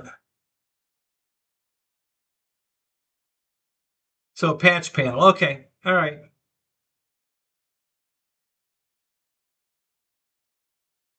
Yeah. No, I'm not, I wasn't talking. I was just reading. So so yeah. When I bought the car, Mike, my this one was broken, just one side, and so it's still hinged open and closed, but it kept doing this, and and then I think I broke the other side trying to get this off, trying to get it out of I didn't know how to take it out, and I think I accidentally broke the other side trying to take it out because I'd already bought the replacement one. So but I glued it back together, and I did put it back in the car to test it, and it went in fine. And it was, hinged on one side still, and it's doing this because I don't have that. Still have to glue this piece on. Um, but yeah, that this repair worked. This is not going to break again. That's for damn sure. This is rock solid now. So yeah, that's you know, if you listen, we can do a video conference if you want while you're fixing it. If you want me to, help you while you're, if you don't get it exactly straight, you can manipulate it. You can wallow out the hole a little bit to get the, your bam, your dowel rod. Thank you. Forgot what the name of it. In the exact angle it's got to be to go through the way you want it to go through.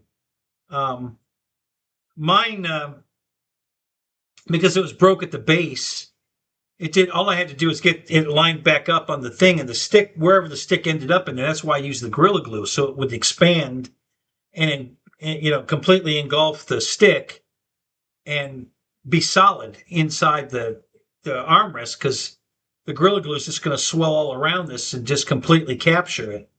So that worked out perfect. So so that worked out pretty good. Yes, the Horton, the jet engines. Listen, they didn't have titanium yet back then, right? Um, so the metals we had to work with um, couldn't take the heat. And we were having the same problem. Um, our engines weren't as powerful as theirs, so they weren't melting down as much as theirs. Their engine technology was ahead of ours in the beginning. Um, but yeah, titanium. I don't think it either hadn't been invented yet, or they hadn't figured out how to mill it yet. You know, um, so that was biggest problem was the engines were just melting. They couldn't take the heat. So, but yeah, but to the point though, the flying wing, back in '43, which um, Norton figured that out too. Um, and when they built their wing way back then too, I don't think it was in the '40s, but it was way back there. And then of course our B-2 today is a flying wing.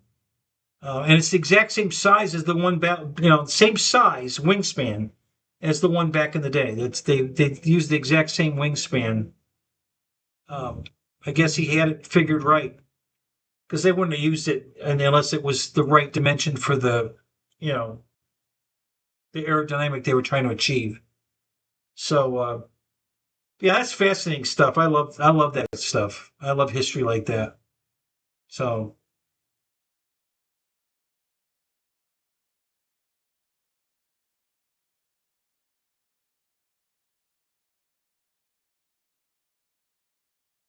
the Horton looks fragile.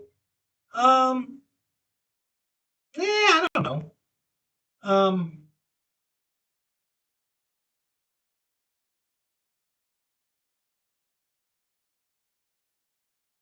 seen too much footage of it back in the day. The old footage of it flying back in '43.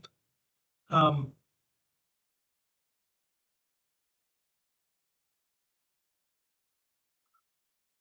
A B-35? What's a B-35? B-30. What's a B-35? Or are you talking about an F-35B version? That's the vertical takeoff one.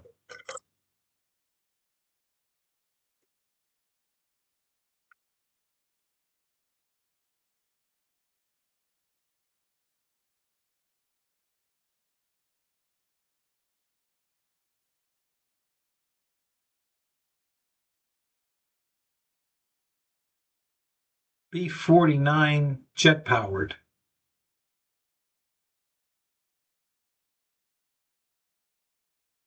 No. Okay. Yeah, you might be right. Let me. Yeah, that's good. Let me look. Let me look. I'll tell you. Hang on a minute. Let me look it up. I get it now.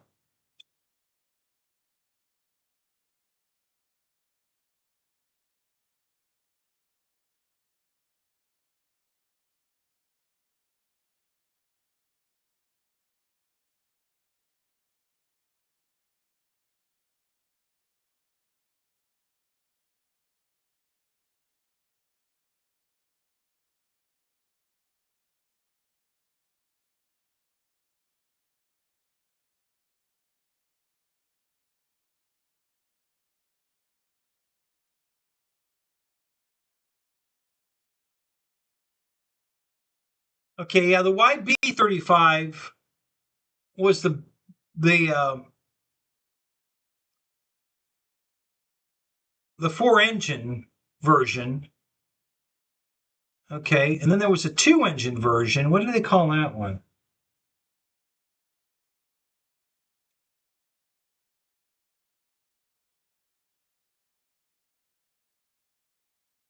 Well, they called that one the same thing. I don't. There must be something different. World War II Northrop YB-35. They're showing a two-engine version and the four-engine version. I know they had both. And then later on, they did come out with a jet-powered version. I don't know which one that is. Hang on, let me keep looking here.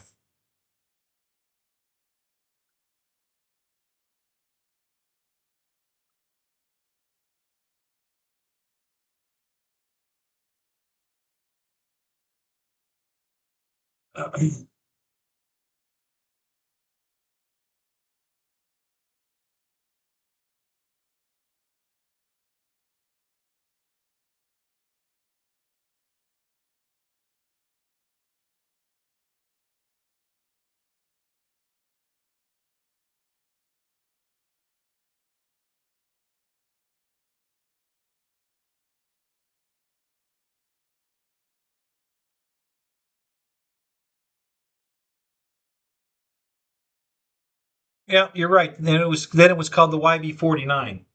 So they converted the 35 to the 49 when they turned it into a jet. So you were right, Craig. Yep.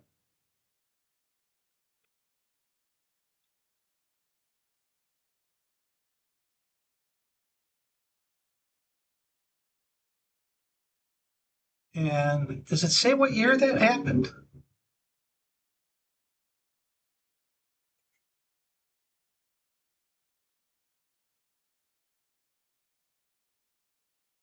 Let me go back.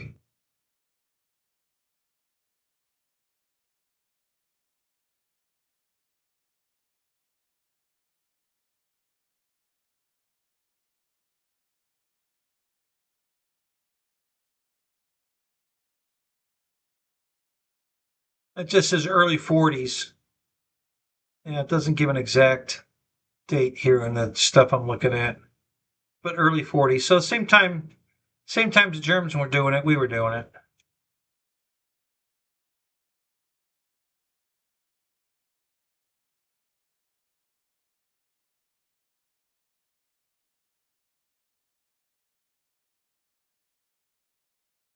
By 1950, they had abandoned the project. So they did the jets engine conversion, and then by 1950, they just decided to shit can the whole thing.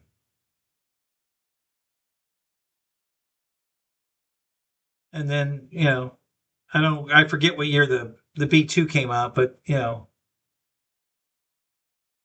what was it, 50 years later, 2000, somewhere, yeah, somewhere roughly about 50 years later, we we came out with the B2. So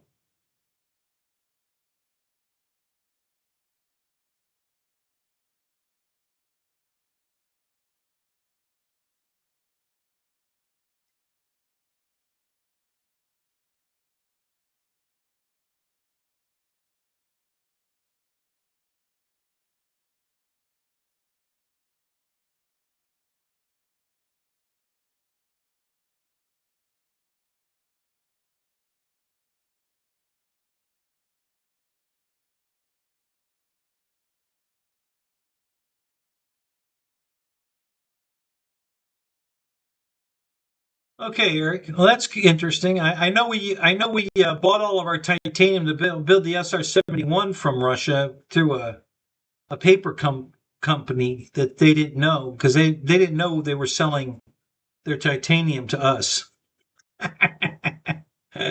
So yeah,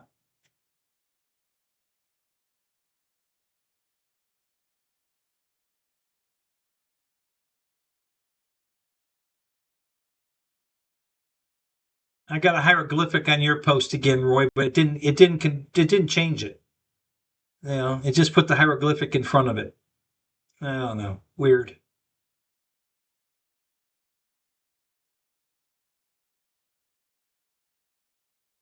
Yeah, I'm sure it was the late 40s for the jet version. Yep. Yep. The 35 was the early 40s, and then the 49 was late 40s, and then by 1950 they just decided that they weren't going to pursue it any further and shit canned the whole thing. So, and then like I said, about 50 years later, we you know came out with the B2. So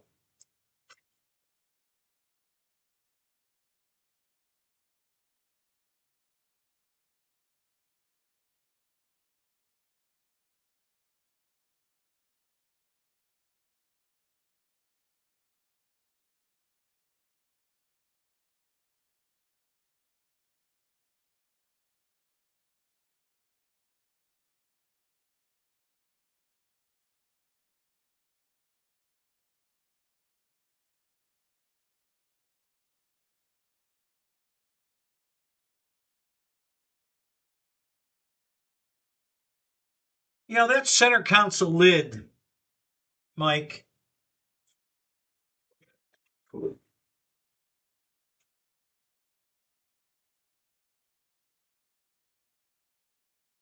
I don't. It's not the same as my lid. It's very similar, but it's not the same. So I'm curious, why would the Holden armrest lid be different? Hmm. Interesting.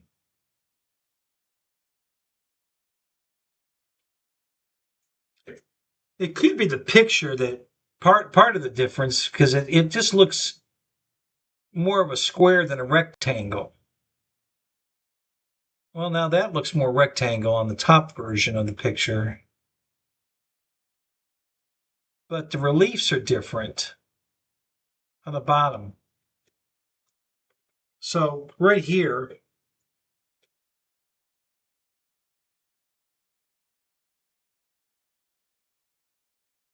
on mine, it's solid across here.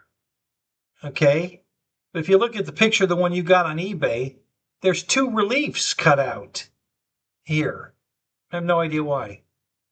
So other than that, that looks pretty much just the clips here. This, I guess that's to hold a tire pressure gauge. I don't know what something clipped in there. I guess this is like a map holder. I guess, but yeah, if you look at the picture of the one you just sent me, there's two reliefs here in this area, and mine's solid across.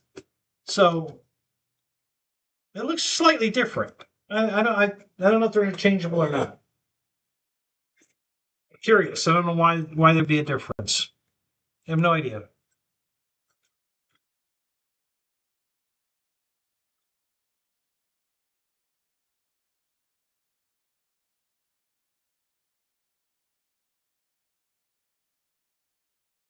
So you guys that watch Captain Robert with the 229, did he buy it? Did they send it to him?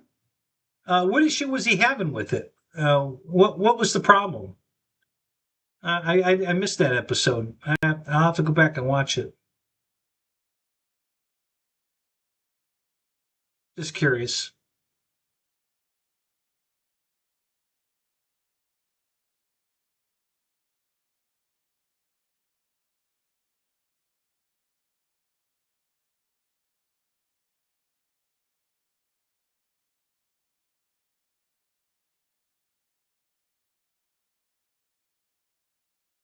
My dye jobs. It got better and worse. I got most of this now. The gray gone under here. I couldn't get rid of this gray. I finally, the last time I dyed, it's been a month, but um, I just concentrated the dye right here to get this underside here gray to go brown, and that worked pretty good. But it's not. Now I look. I don't know. Maybe it's just the lighting. It kind of looks like it's gray on the sides here a little bit. I don't know. I'll just keep fucking with it. Not a big deal. I don't care. All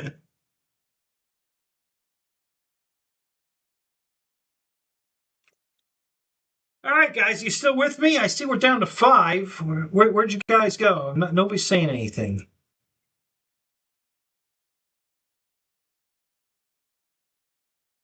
Oh, that's great.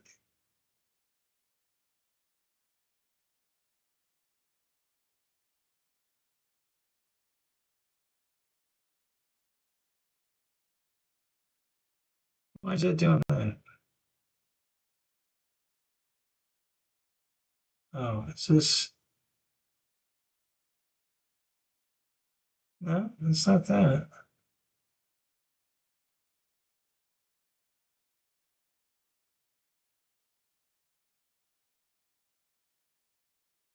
Oh, there we go. Okay.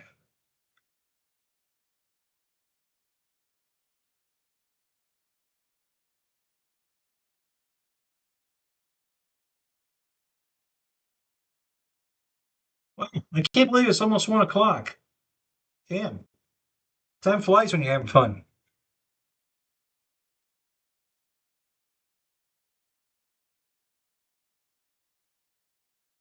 Oh, God.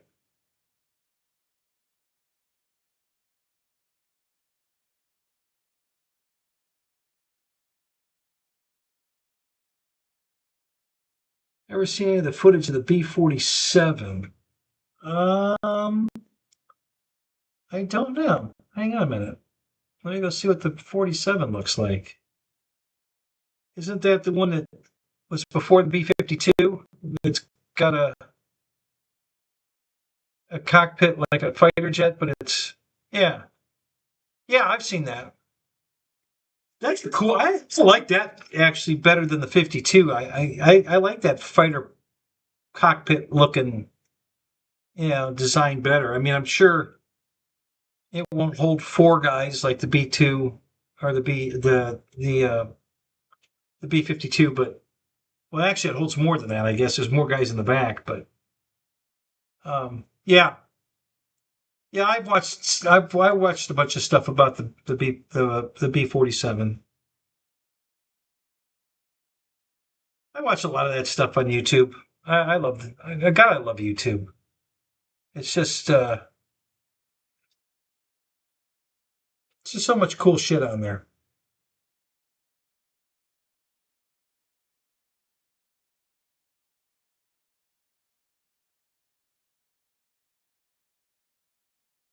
Perfect days, cold nights. Gotcha.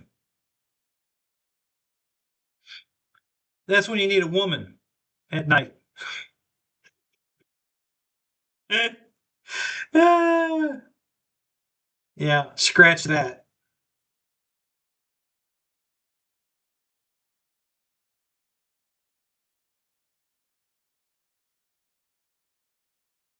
Well, yeah, I guess. Um, So that comes down to,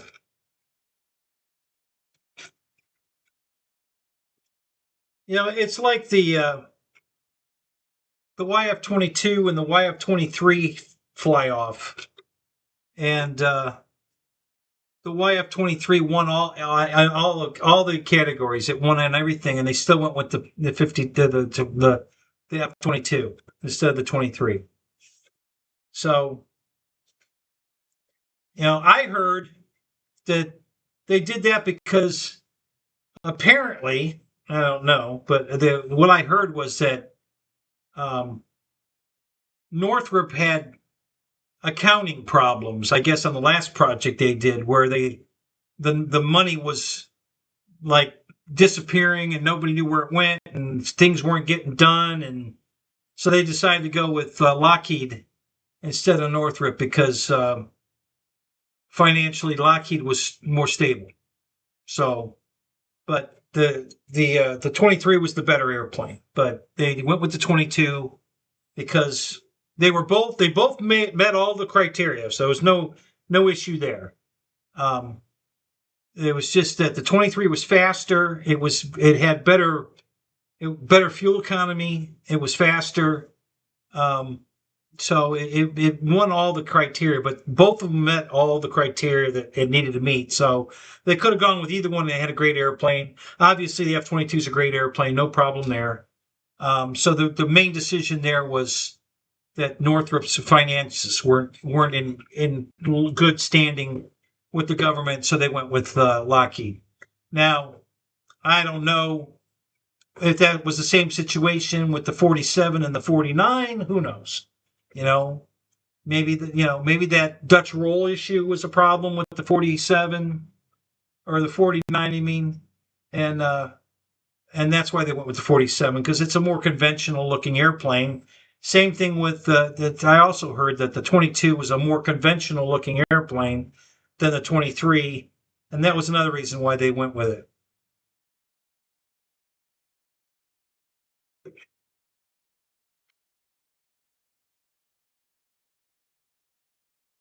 So I don't know.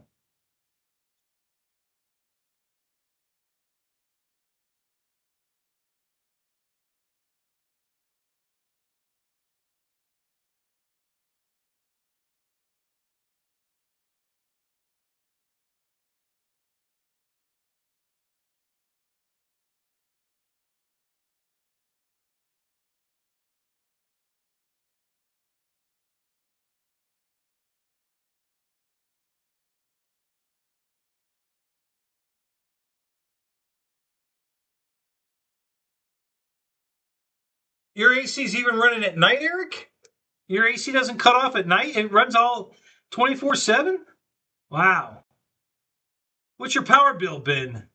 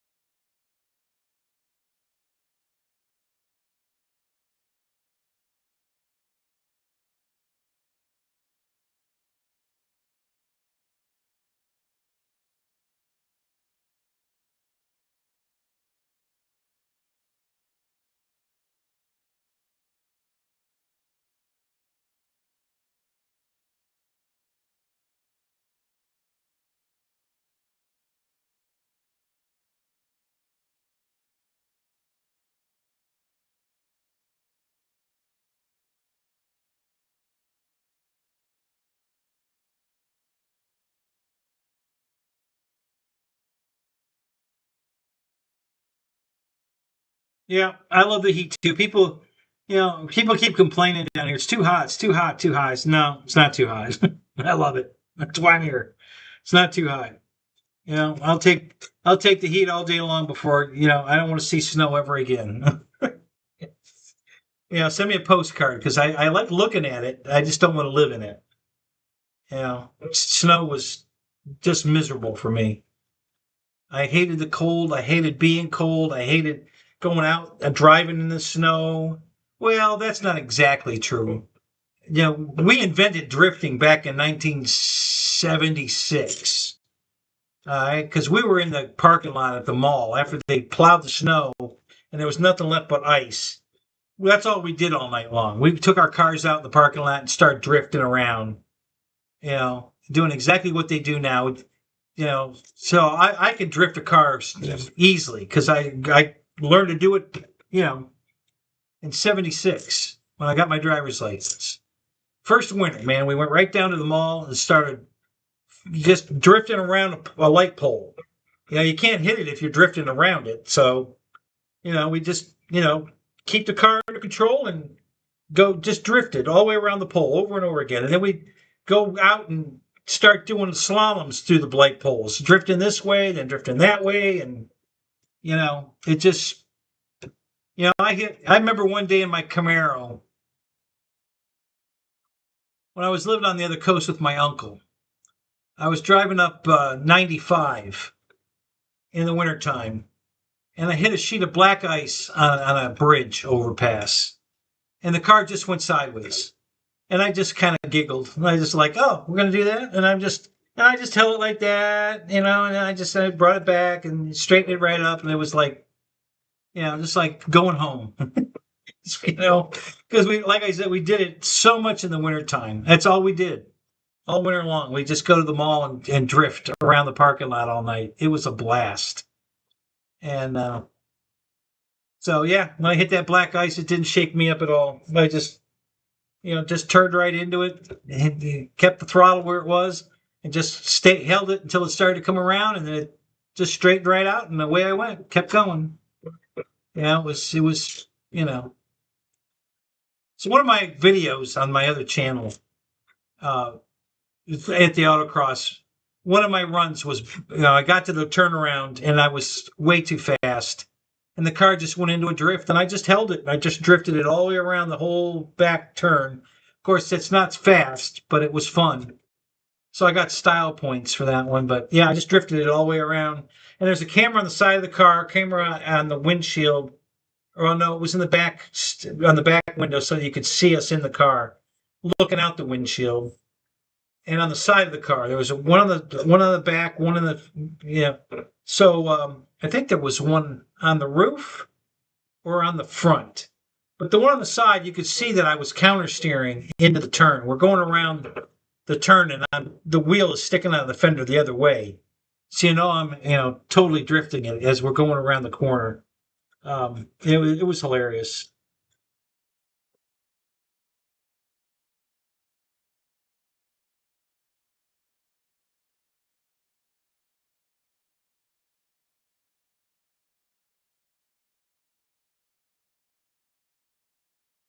Yeah, I was just watching a show the other day about solar panels, and this what they call in Germany, they call it the balcony solar system, solar power station. And it's illegal here, but you can buy the components to build it yourself.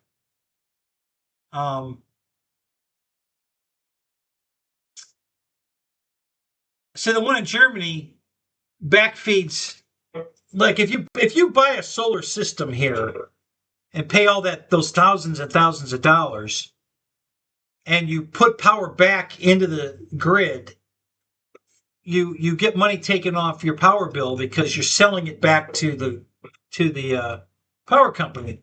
But you have to buy the system that they provide for thousands and thousands of dollars. You can buy the system that they're talking about for, I think it's under $200.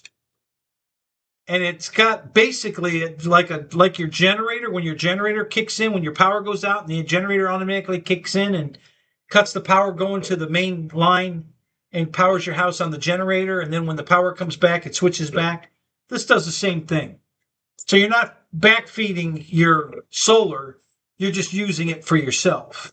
And it doesn't backfeed. So it's still going to lower your power bill because it's going to cut off your main power line, completely, and you're going to run on solar until your solar panels get below a threshold, and then it's going to switch back and go back to the line power.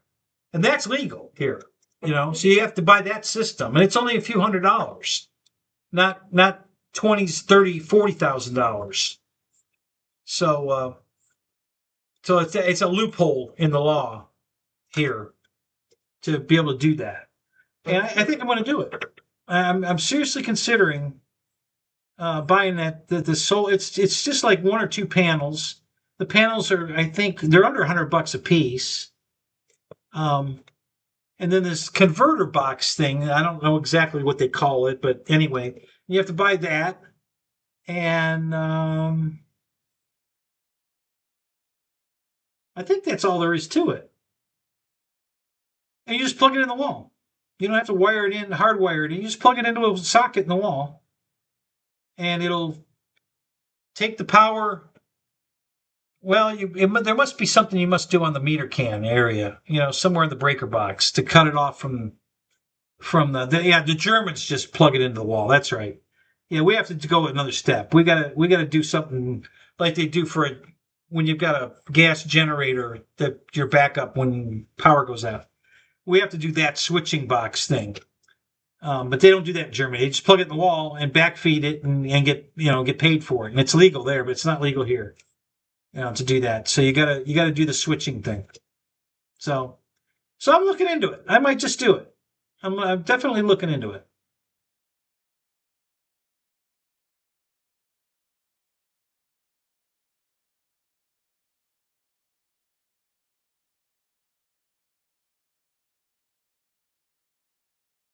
Yeah, well, you're going to have a battery system, and the solar panels are charging the batteries, and so you have a battery bank, and the bank is as big as you want it to be. Do you want to be able to go all night without solar, and never get back on the grid, or do you want to go back on the grid? It's a trade-off. How many batteries you have to replace every year or every 3 years or whatever, versus going back on the grid and paying the power company a reduced rate because you're using less power. So, the more batteries you buy, the less power you're going to use from. I mean, you can get totally off the grid completely. If you buy enough batteries and enough solar panels, they'll charge all the batteries up and you can go all night on your air conditioning and everything, and you'll be fine. And then when the sun comes back up, it starts recharging the batteries and you can get off the grid completely. A lot of people have fishing camps and stuff like that, hunting camps that are totally off the grid. They can do everything with a battery backup bank system and solar panels.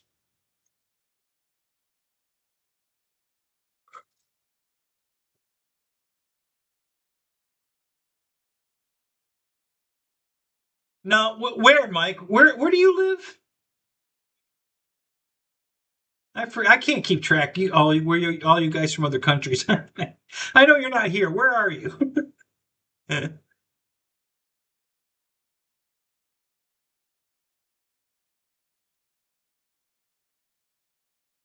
Between Canada,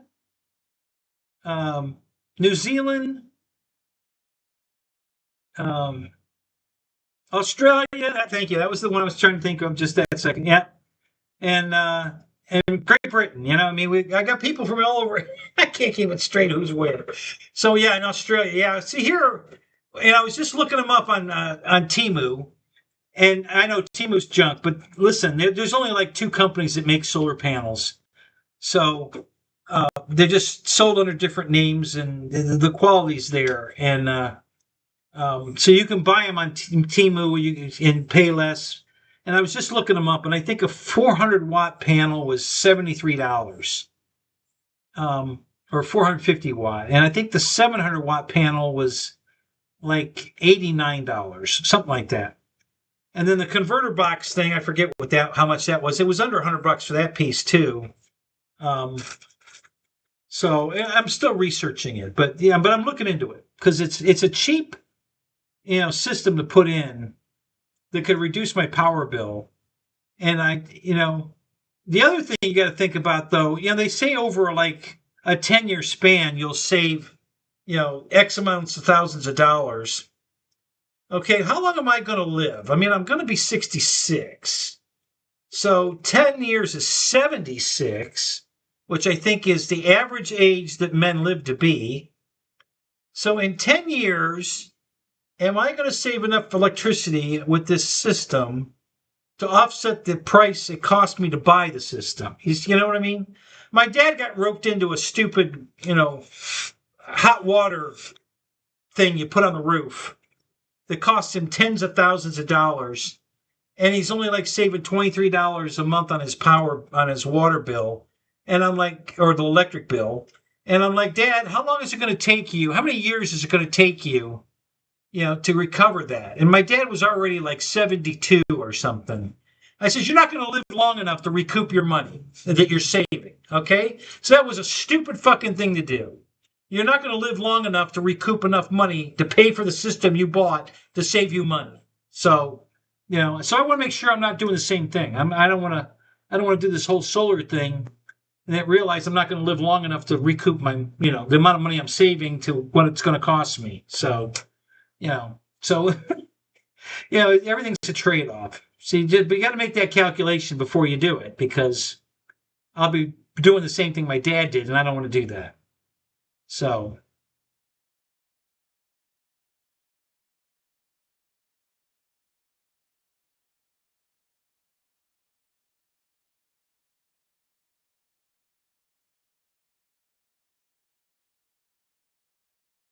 Right. You're exactly right, Eric. The electric company, that's why they made it illegal here to do what they're doing in Germany, because the power companies here don't want us to do our own, they don't want us to go solar. So they're making, that's why it costs so damn much, and I know you get they'll install it for free or whatever, and yeah, but then you have to pay taxes on all the money you saved on your power bill, and then it comes back and gets you on the back end. So I saved $20,000 this year on my power bill or whatever.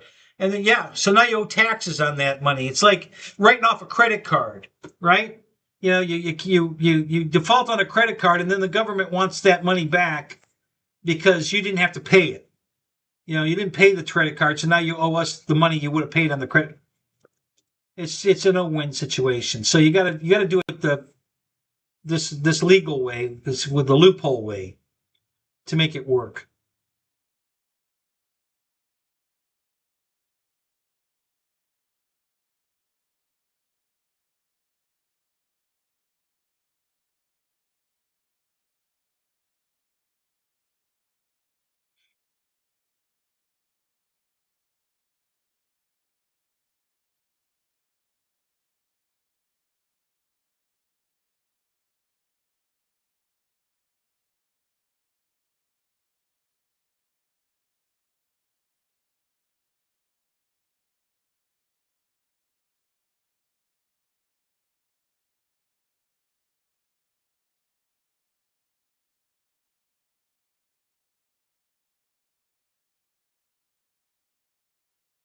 Craig, what's a fling wing turbines?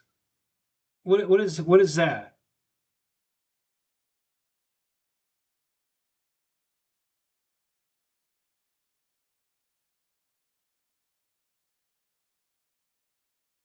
Oh, a fing wind turbine. What do they need a solar panel on a wind turbine?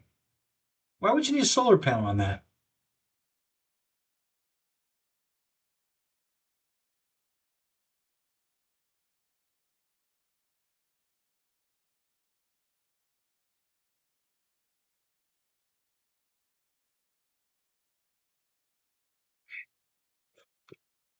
Yeah, when that electric charger showed up tonight at the car show, we all started talking about electric vehicles, and you know, nobody wants one.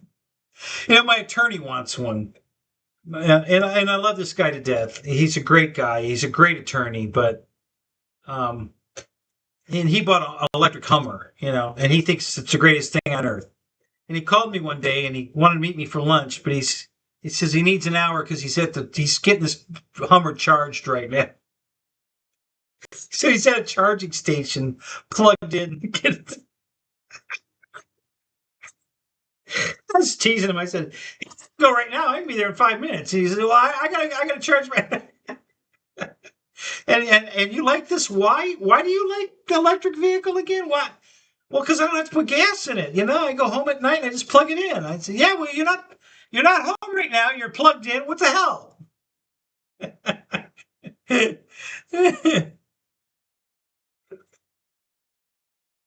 All right, Wiggs. We'll see you later, man. Thanks for coming. It's good to see you again.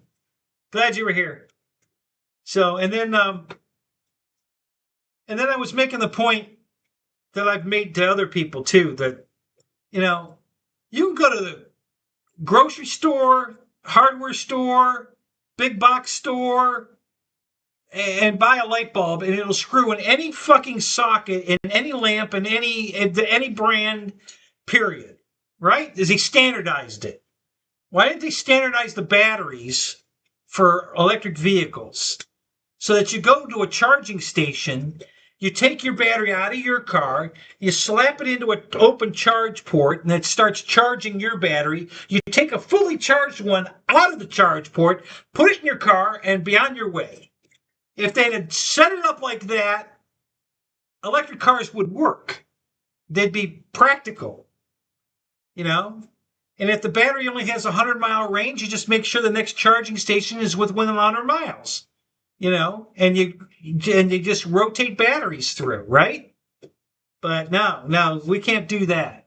No, everybody's got their own proprietary battery, and yeah, and you have to charge them, and they've already proven that our grid can't handle it anyway.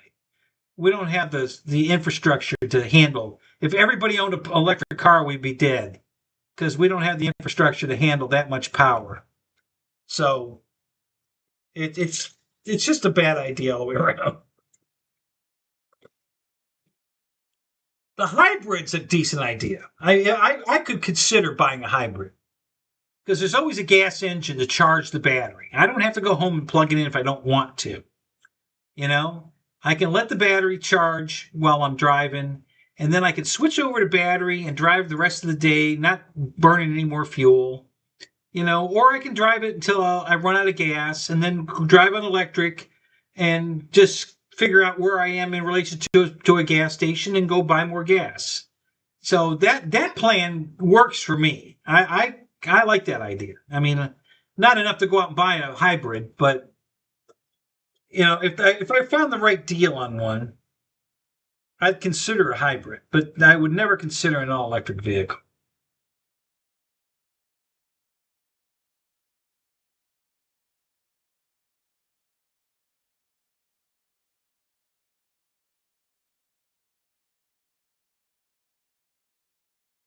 Right.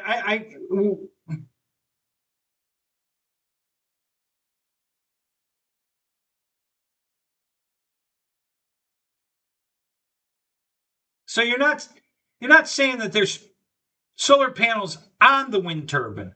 You're saying you have land all over that's got either wind turbines or solar panels all over the ground, all over. But there's no solar panel on the wind turbine. Is that what you're saying?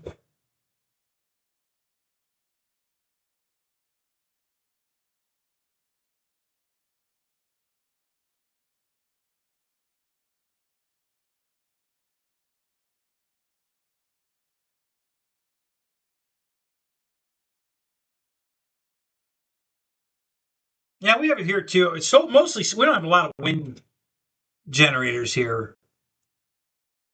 Small ones on houses, but we have solar farms all over the place. Hell, Disney's got several of them on their property. They have their own power company, their own power generators, their own everything. Disney is completely self-contained off the grid, and now they put up these solar farms all over the place. One of them is if you zoom in from Google Earth, it's Mickey Mouse. It's Mickey Mouse. The head and the two ears. There's a whole solar panel farm of Mickey Mouse. From orbit you can see Mickey's head. And you just zoom in, and those are solar panels. Yeah. So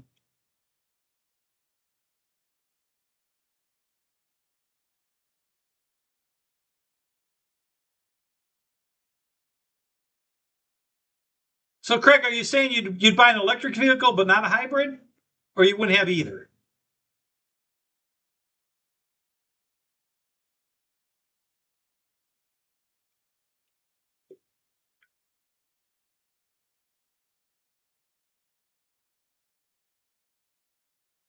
Okay, yep isn't an answer. You know, you wouldn't have either, or you just wouldn't have a hybrid. Which is it? Yep doesn't answer that question.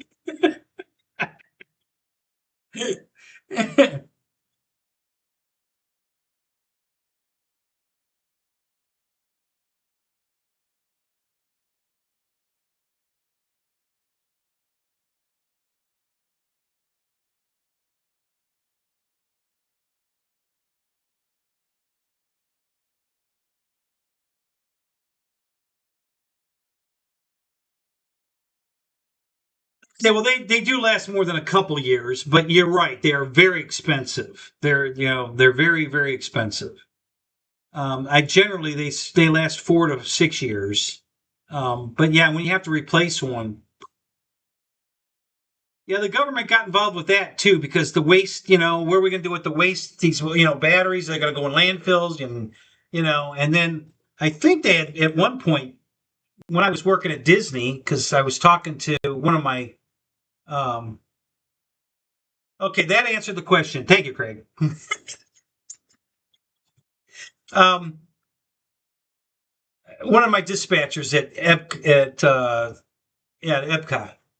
had a hybrid Hyundai hybrid vehicle, and I asked him, about the battery situation. And he says, "Nope, it's in my contract. On my If the battery goes bad, they have to replace it free." I says, "Yep, for how many years? Forever. It's as long as I own the car." Right. So I was like, okay, well, that doesn't sound like a bad deal then. If you're going to get the battery replaced, I don't have to spend thousands of dollars. So that sounded like a little more. Hey, I'm nowhere near ready to buy a hybrid car. I certainly am never going to buy an electric car. But well, I take that back. Okay, now there is a. I'm going to call it a toy car. The Chinese guys, and we can't buy them now because Trump put a tariff on them. But for like $4,000, you can buy a four-seat, smaller, but looks exactly like a Porsche Canon,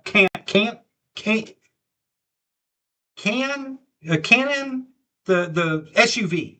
It looks identical to a Porsche Canon SUV. It's all electric. It's about $4,000. It has air conditioning. It'll power windows, everything. Got the Apple CarPlay, everything, right? For $4,000. Basically, it's a glorified golf cart, and it's electric.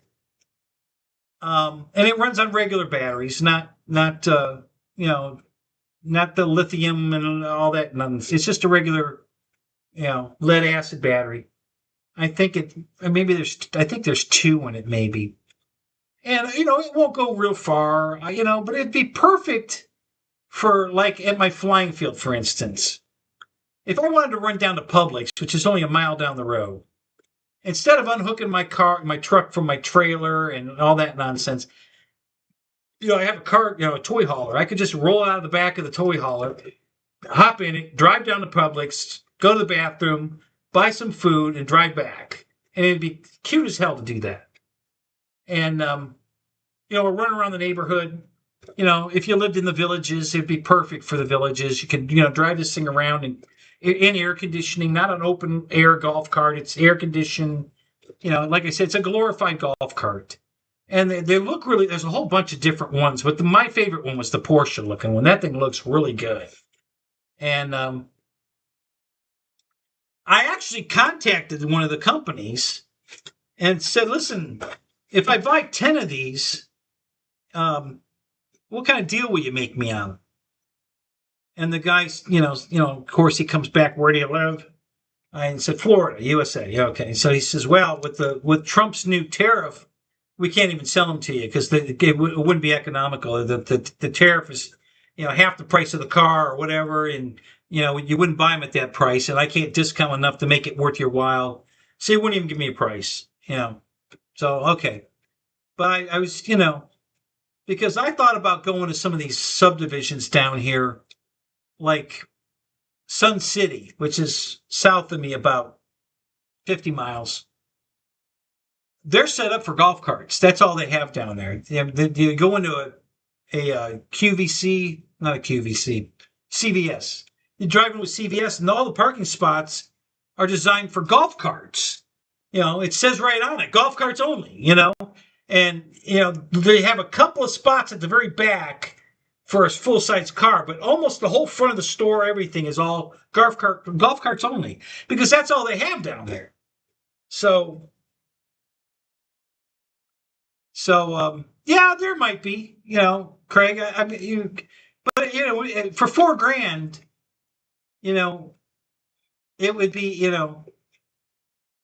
don't know. I was going to play with the idea, if I could get a good enough deal on them, I think I could go down to Sun City and sell a shitload of them.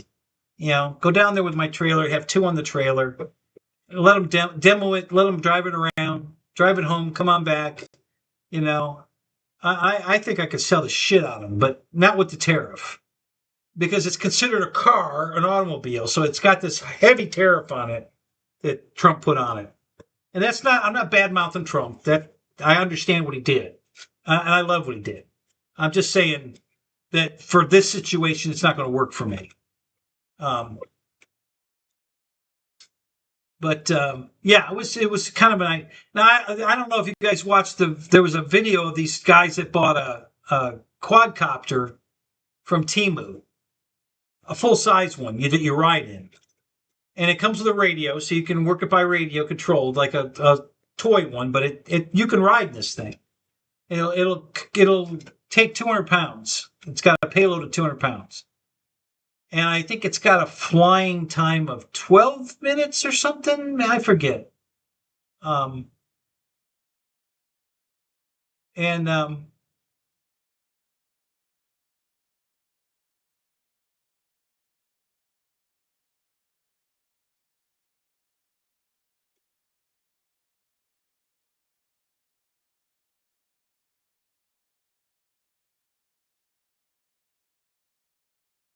oh, I know, Eric. New cars today are unbelievably expensive. I wouldn't buy a new car today. You couldn't give me a new car today. These things are so unreliable. Everybody's just making garbage right now. Hopefully, GM's, yeah, they say they've got two new engines coming out next year and they're going to be fantastic. And I hope so, because they've recalled like $6 billion worth of trucks over the last 10 years, 9 years from, because they're garbage. And that's just, everybody's shit right now is garbage. Nobody's making a quality car right now. They're all garbage. And you couldn't give me a new car today. But yeah, I know. I think my Avalanche in 2013 was over $50,000. That was 2013. And so I only paid 14,000 for it. So I'm very. Oh, I love my Avalanche. But yeah, I know how expensive they are. It's ridiculous. I don't know. I think it was 2 years ago or three. Now it was more than that. How many years ago was this? Oh, wait a minute. I can tell you. Hang on a second. Let me look and see what year it was when I took the picture. My buddy paid $52,000 for a brand new Dodge truck. I went with him to pick it up, but I don't remember what year it was. So let me look it up.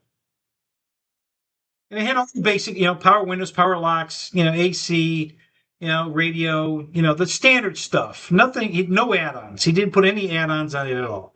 Even at when they went to the finance guy, we're sitting in there, and the guy keeps saying, "Oh, hey, we can get you the wheel program." No, I don't want it. He said no to everything. He didn't take one fucking add-on. This guy didn't make a dime that day. Yes, he didn't take anything. Nothing. He just said no to everything. He just sat there smiling the whole time. He says, "No, I don't want that. No, I don't want that." And the guy was getting so frustrated. He's going to add $11 to your payment. He says, "I don't want it." It was fucking hilarious. All right, so let me see if I can find that picture I took of his truck. Because when we got home, I took a picture of it. And so I know it's on my phone here. Let me see if I can find it.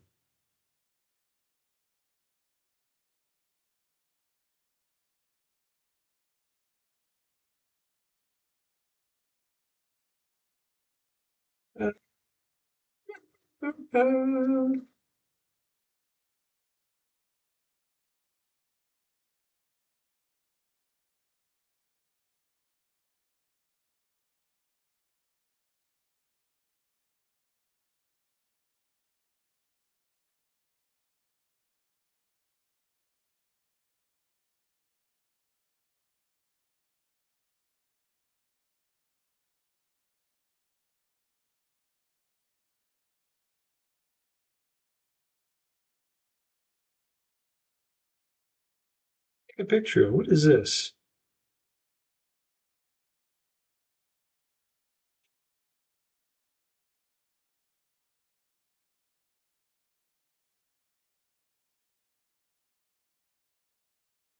That's just what year's this? 23. Okay, so it was 3 years ago. Well, 4 by model year, I guess. I guess that's what it was. I keep looking. I want to make sure.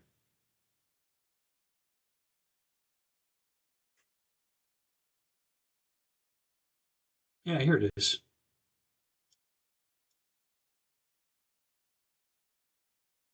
No, December of 21. So December 21, he bought a brand new Dodge. Um, 4-door, full cab.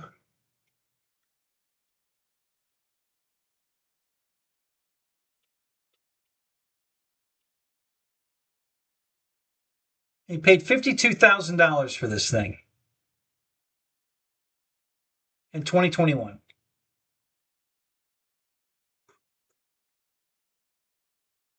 And like I said, he didn't take any add-ons. It doesn't have any extras.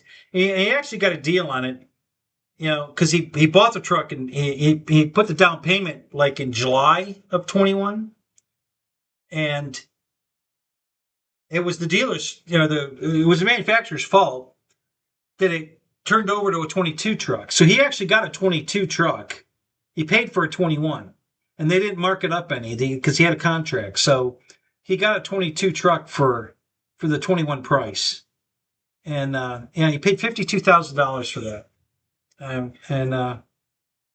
So yeah, I know. They just it's crazy money they want for these vehicles. I don't know how anybody can afford it.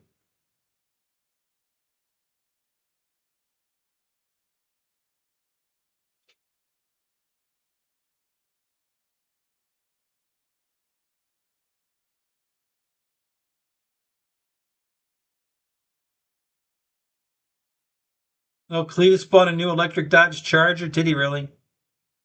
What did they tear it up? What did they do with it? Yeah, I know, Eric.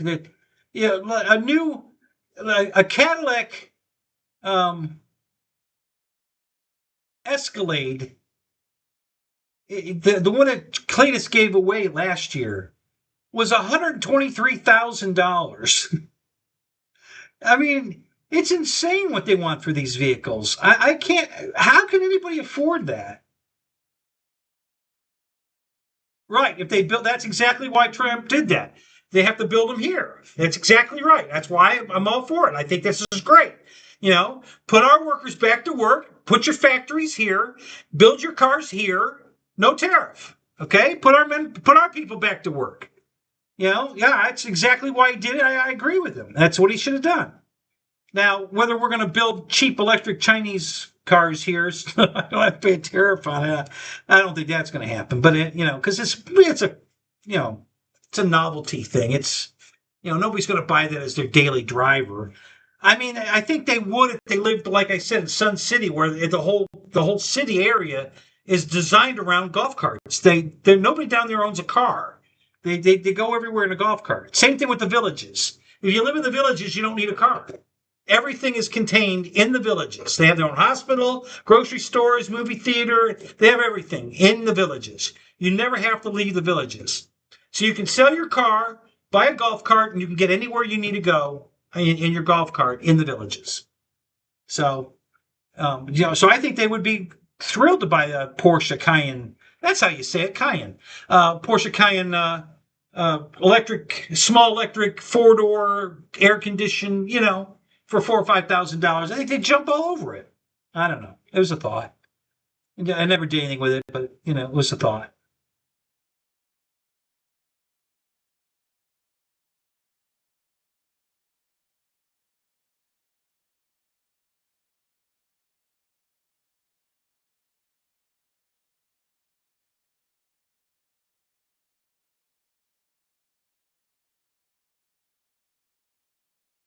Well, um,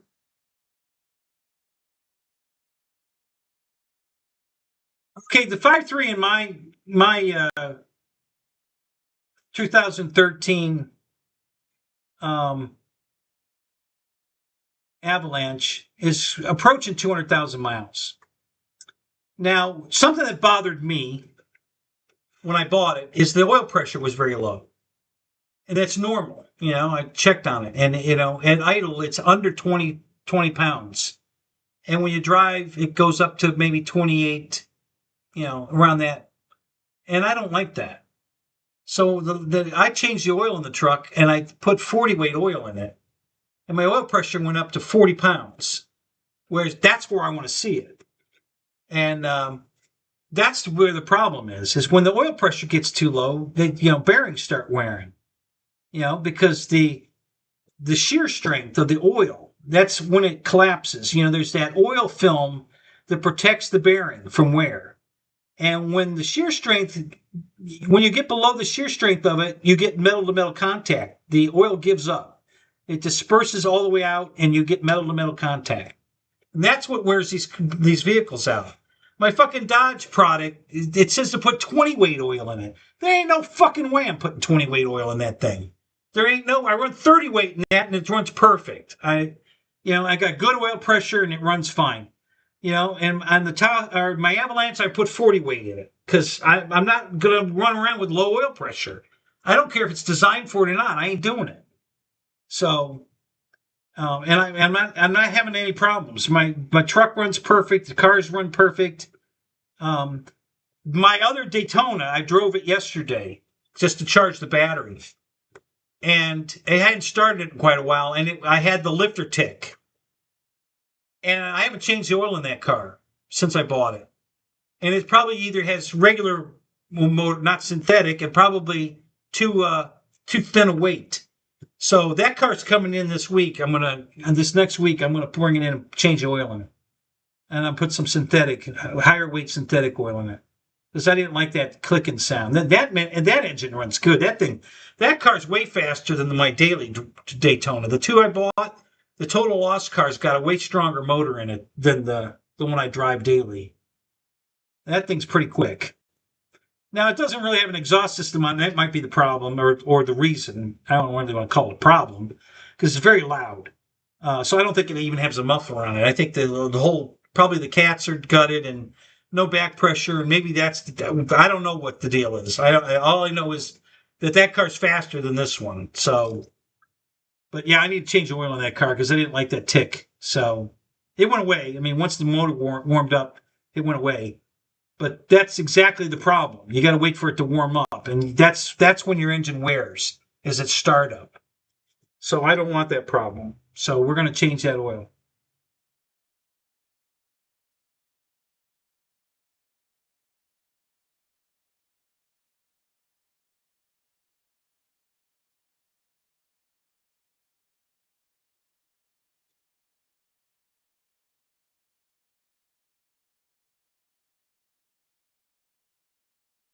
Mike, you said they bought a brand new for half price.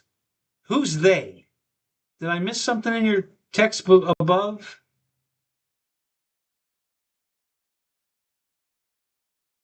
Oh, you're talking about the Charger. Is that what you're talking about? They bought a new that electric Charger at half price. Is that what you're talking about?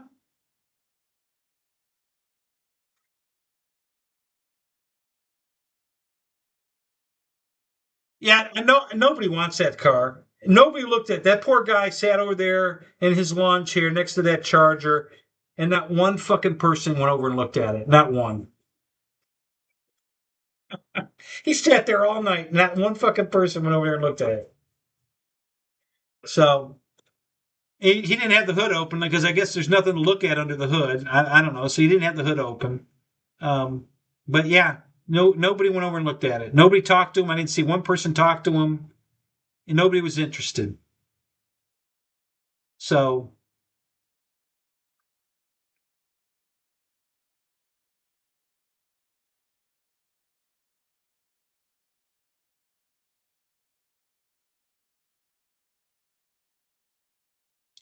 Eric, this is a record for you. I mean, we are at 1 o'clock, aren't we? We're at 1:30. Oh my God. And you were still here. Buddy, thank you. That is awesome. You are that is just freaking awesome, buddy. 1:30. That is a record for you. That's fantastic. Thank you so much, man. I love talking to you. It's so great to see you.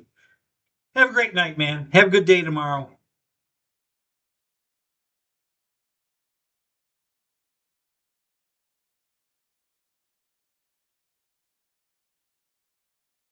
Yeah, Mike. I guess what you were talking about, they built, was you're talking about the electric. Yeah, yeah. Nobody's, GM has already shit canned the whole electric vehicle thing.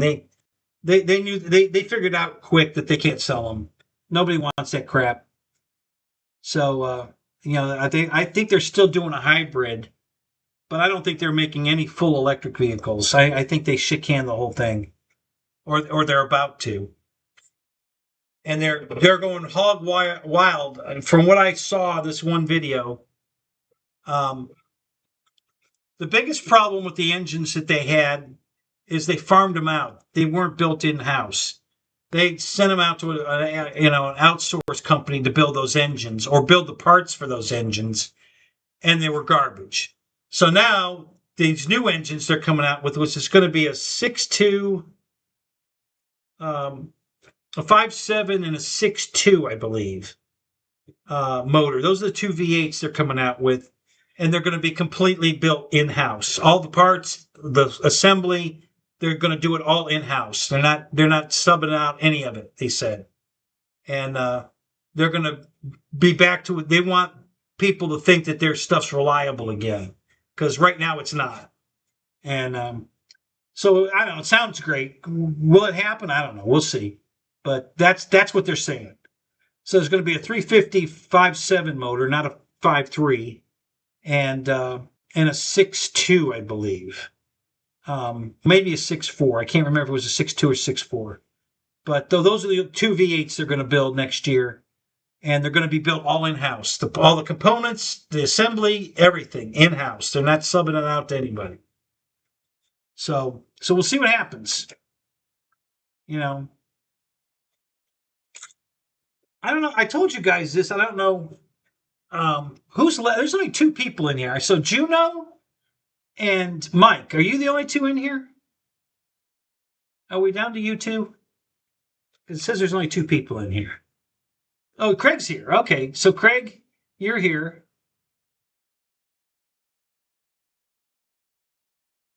Yeah. Oh, yeah. That deactivation shit fucked everybody. Dodge did it too. Their engines fell apart. GM's engines fell. No, that 642 bullshit was garbage. And GM says they're not doing that again. That's off the table. We're not. The new engines aren't going to even have that system in them. They're not doing it. That was a total failure. They're not doing it. So the new engines are going to be a 5.7 and a 6.2 or 6.4. I forget which one. And they're not going to have any of that cylinder deactivation bullshit at all. So going back to the basics. So thank God. Not that I'm going to go buy a new vehicle anyway, because there's no way I'm gonna. I was talking to my buddy. He bought a 23 Challenger used. Paid $35,000 for it. $35,000 for a used Challenger. It's a beautiful car. It's it's that green, like it's this color green or close to it. This, lemon lime green, sublime. I think they call it sublime. Beautiful car. I love the car. Beautiful car. And I think it's got 40,000 miles on it. And I looked at him and I said, I bought 5 Hemi cars, 5.7s, and what's he's got, same thing. I bought 5 Hemi 5.7 cars for a total of $15,500. Not each, all 5. I got all 5 cars, and 4 of the 5 are drivable. One's not, but 4 of the 5 are drivable. Air works, everything works. One does have the lifter tick, so it needs a little work, but it drives. It runs and drives. And the other 3 run perfect. Got a transmission leak. It runs and drives perfect, but I have to, if I want to drive it, I'd have to keep putting training fluid in it. But, and then the other fine. The rest of them are fine. The two Daytonas are completely drivable the way they are. And I only paid $15,500 for all 5. So he just shook his head. He says, "Yeah, and they're beautiful cars. My 2 Daytonas are absolutely beautiful. The Super B is nice. I mean, I could take it to a show and it would look good there. When you get up on it, there's a little bit of patina showing in a couple of spots where the paint got thin. It's still yellow, but it's got a little patina showing, so it needs a little work. But it drives. It runs the cold air. It runs and drives. But training leaks. Okay, so I got to fix that one. But I've got so little money in these cars. I mean, once I fix the Super B, I could sell that car for $20,000. Just that one car. Once I fix it, I could easily get $20,000 for that B. And and I only paid $15,500 for all 5 of them. So, So anyway, and he's talking about he wants to trade it in. He wants to get an old Chevelle, like a 70, 71, 72 Chevelle, and he wants to trade his beautiful Challenger. And it's a 23. It's the last call. It's got all the creature comforts you could possibly want. I don't know if you guys have ever looked at the dash and the screen on the side there, the center console, and how many things you can do. Sport mode, race mode. It's got a timer in it for quarter mile timers. It's torque. It has a dyno feature. You can dyno your own car while you drive it. You just it tells you what to do. You lock the brake, you do the whatever, and you go. And it'll give you all the dyno numbers, torque and horsepower, and I mean it just goes on and on and on. It does every fucking thing. I mean, goddamn it, who needs a woman? Christ, I think it'll even do that. I don't know, but and he's going to give that up for a 70 Chevelle that's only going to have air conditioning. I doubt it'll even have power windows. It'll probably have crank windows, power brakes maybe, power steering maybe. Air conditioning, unlikely, but maybe. And he wants to trade off this Challenger for that. And I'm like, why? Why? I mean, if you were trying to trade off a Prius or a Chevy Cavalier or a Hyundai, a Kia, a Hyundai, anything, absolutely. But a 2023 Challenger. It's in perfect condition. It's showing no wear at all. The body's perfect. The color's great. And he wants to trade it on, and I'm like,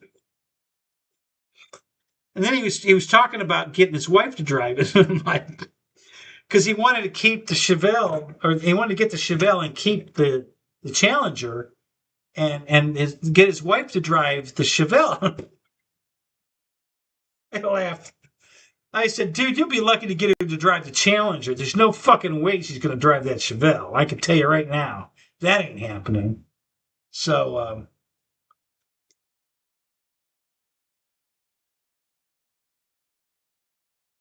you'd rather drive a 63 Avanti. Okay, you left the door open again. You'd rather drive a 63 Avanti as opposed to what? A new Chevelle, an old Chevelle, a new Challenger? You know, what would you want a 63 Avanti rather than what?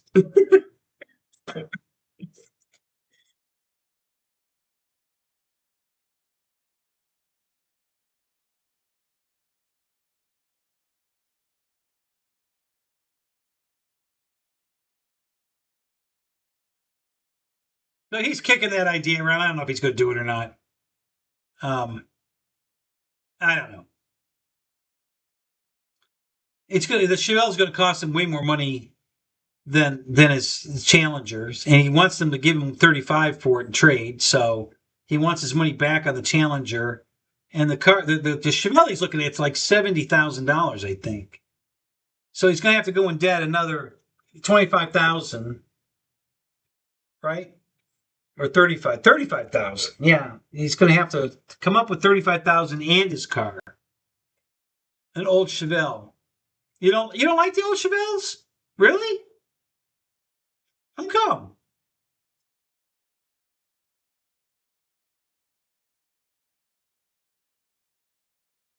I'd love to have an old Chevelle, but not at the prices they're selling them for. Because I got an old Camaro. I got a '67 Camaro. You know, I wouldn't go out and buy one today for what they want for it. I'll restore mine, but yeah, I lucked out on a lot of things. I lucked out on this property. I bought it at the right time. I got a good price on it. It's paid for. You know, if I had to go out and buy this today, it'd probably be $250,000, $300,000. You know, 12 years ago, I paid $80,000. Okay. Same thing with cars today, you know? Like, for instance, the Super Bee I have had a window sticker back in '07 of $53,000. Okay. I paid $4,000 for it. Yes, it's got a tranny leak. Big deal, you know? But yeah. So, yeah, I couldn't buy the cars I have back then to, today. It's just, I've got pretty much everything I want right now. I can't. I mean, I'd love to have his Chevelle actually. Or not his Chevelle, his Challenger. I love that color green.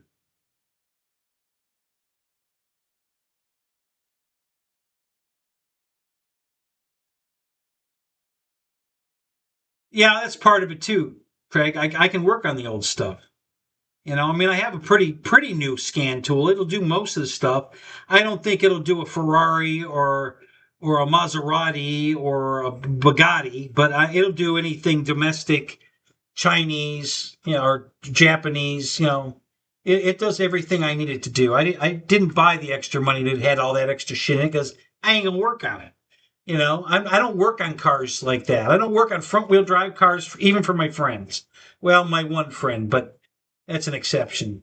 I don't like working on front wheel drive cars. I don't have the tools for it. I don't want to do it. So I don't work on them.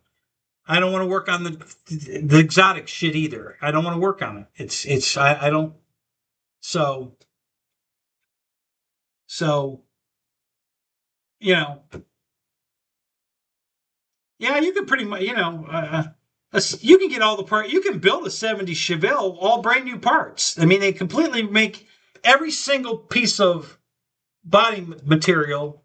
You can buy every piece and weld the car together yourself and build your own car. There's several of them out there. Camaros, Chevelles, the Dodge, the old Dodge Charger, I think is '70 Charger. You can buy all the sheet metal, every single piece of it, and build a car. So and the motors and everything, everybody still makes parts, timing chains, spark plugs, water pumps. So,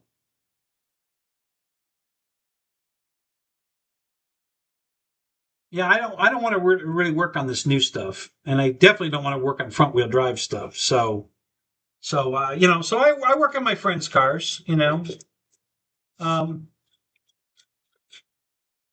as long as it's rear wheel drive and, you know,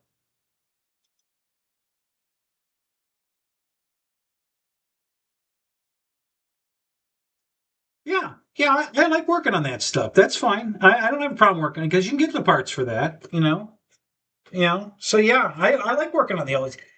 Today, you talked to a mechanic today. Ask him what a dwell meter and a timing light is. He doesn't know what the fuck you're talking about. He wouldn't have a clue. A what? Yeah, they haven't got a fucking clue.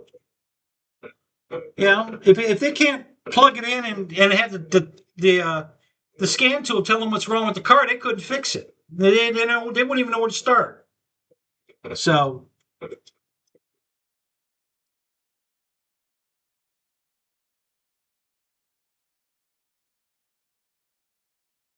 that's why I kept all my old cars. I got a '56 Chevy sedan delivery. Got a '67 Camaro. I've got an '86 Pontiac 2+2. I think the next one up from there is the '73 Cadillac Fleetwood. And then I have four 70, no, not 70s. Do I have any more 70s cars?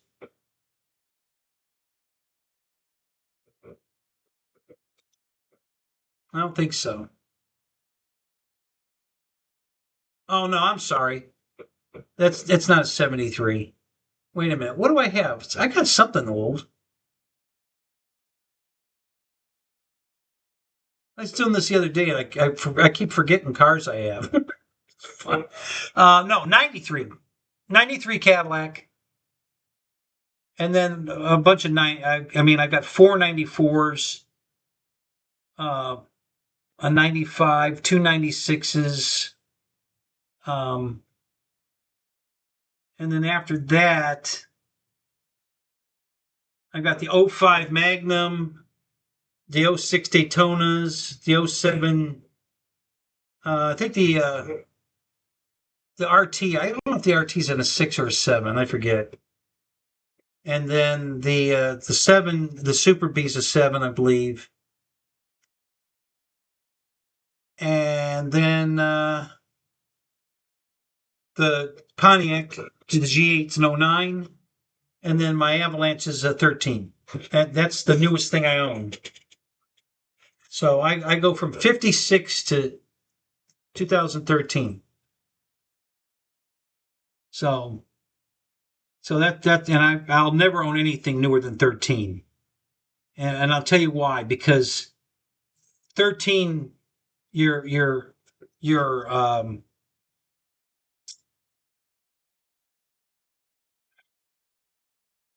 the OnStar and the computer in the truck is 2.4 gigahertz.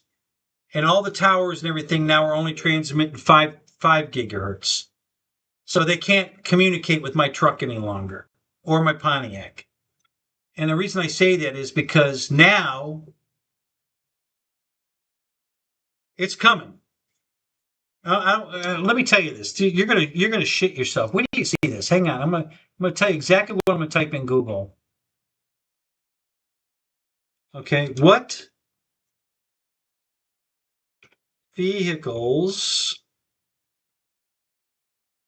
Now, what car companies charge a subscription to use features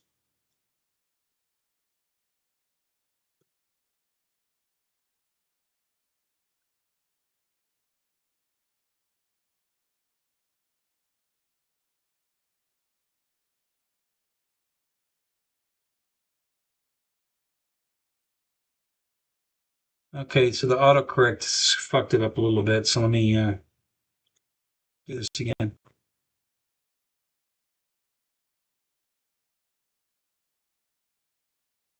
Okay, I'm just going to read it what it says. Several automakers charge monthly and annually subscriptions to access specific in-car features and connected services. I'm going to tell you one for sure. BMW charges you to use the heated seats. If you want to use your heated seats, you have to pay a subscription to use that. I'll continue reading. This is a car you bought and own. You own it, but you can't use all the features in it. You're going to have to pay a subscription. Okay? Tesla charges for premium connectivity, real-time traffic, and its full self-driving feature. So the self-driving feature on the Tesla you can't use unless you pay a subscription to use it. Okay? All right? Here's another one.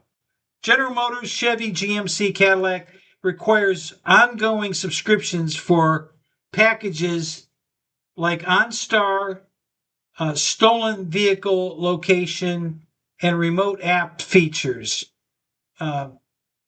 Probably well, OnStar and of course we all know about the radio, XM radio and shit.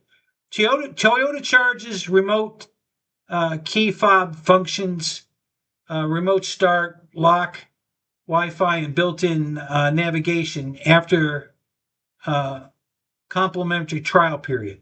All right, so on a Toyota, now, and this is, I'm talking about brand new vehicles, guys, 2026, 27, whatever. All right, so if you own a Toyota, to unlock your doors with the key fob is only going to work for a trial period, and then you're going to have to pay a subscription, monthly subscription, to be able to use your remote to unlock your fucking doors. Are you fucking kidding me?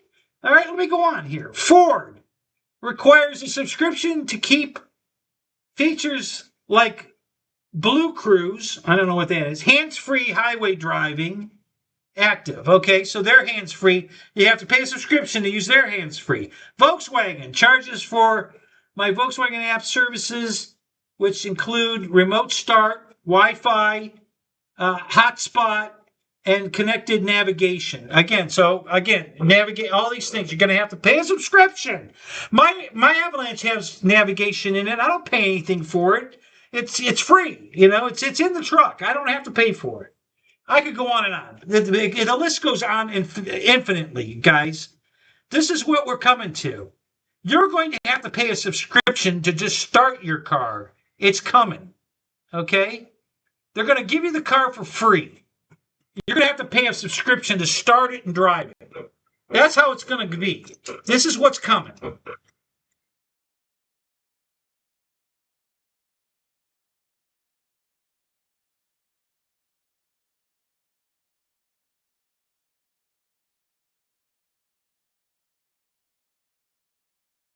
So if you buy something 2013 and older, you'll never have to pay a subscription to anything because they can't talk to the vehicle. Okay, the towers are 5 gigahertz. They can't talk to a 2.4, which is what a 13 and older is. So you'll never ever have to get stuck with a subscription on anything 2013 and older. Period. So as long as you buy a 13 and older car, you'll never get, because it's all retroactive too. You know what I mean? Just because they didn't charge it to you now, they're still communicating with your car. If you got a 15, they can send a file to your truck, your car, to change how you use it. And now you have to, hey, my radio always worked before, but now it won't work. Oh, you have to pay a subscription now. Because we changed the, if you read your contract, there's a clause in there that says we have the right to make changes. So, yeah, it's coming. They're going to do it. I guarantee you they're going to do it. All right? They're all going to do it. So, that's why I'll never own anything newer than 13. And that's the newest vehicle I'll ever own. If I want to buy a new Challenger, it'll be a 13 or older. Or if I want to buy a Charger or any whatever I'm going to buy, it's going to be 2013 or older. To make sure I don't have to get this subscription bullshit. Can you believe that? You buy the fucking car and it comes with these features, and after a trial period, you have to pay a subscription to use them. That's just fucking insane. I can't even believe that someone would even consider that. There's no way I would buy a car today. There's just no fucking way. Yeah, there's just I would never put up with that kind of bullshit. It's my fucking car. I paid for it. It's mine. I'll do what the fuck I want with it, and nobody's going to tell me any different. You know, I found this out when I bought the Pontiac because the guy took the OnStar out of the car, and I said, "Why?" And he says, "I just didn't want it in there." He didn't say any more than that. He just said he didn't want it in there. He gave it to me. He gave me the box. He says, "You can put it back in if you want," but I took it out. Okay. So I got curious one day and I started looking this shit up. And that was the deal. He didn't know it was a 13 and older that, you know, so they can't talk to his, you know, Pontiac, the G8 anyway, you know, to download new files and shit. The OnStar still works, but not the remote start, you know, your key fob. You know, they can't reprogram your car anymore after 13. So, but he didn't know that. And he knew that the OnStar was, and OnStar's selling all your data, all your driving information. If you're speeding, running red lights, whatever, OnStar's selling all that information to your insurance companies. So, you know, because when I know that for a fact, because Deb, my ex, who's gone now, but she got a letter from her insurance company that her rate was going down because of she's such a safe driver. And she's got a 2018 Cadillac ATS. And, well, where do you think they got that fucking information? She doesn't have one of those plug-in, you know, things that track you like Progressive does and shit like that. Yeah. They got it from OnStar, you know. So, you know, because she's got the subscription for her OnStar. So, yeah. So it saved her money, but still, there's there's no hint of privacy here at all. I mean, it's out the window. They have access to everything. You know, if you know, these Flot cameras. I don't know if you've heard about these things. Oh my God. There's one right down the street here. These son of a bitches are picking up your cell phone and reading all your data off your cell phone. Really? Well, that's nice. Plus reading your license plate when you drive by. So read your license plate, and then it also scans any electronics you have in your car, your cell phone, tablet, whatever. Well, you know, isn't that an invasion of privacy? I mean, how are they getting away with this shit? It's unbelievable.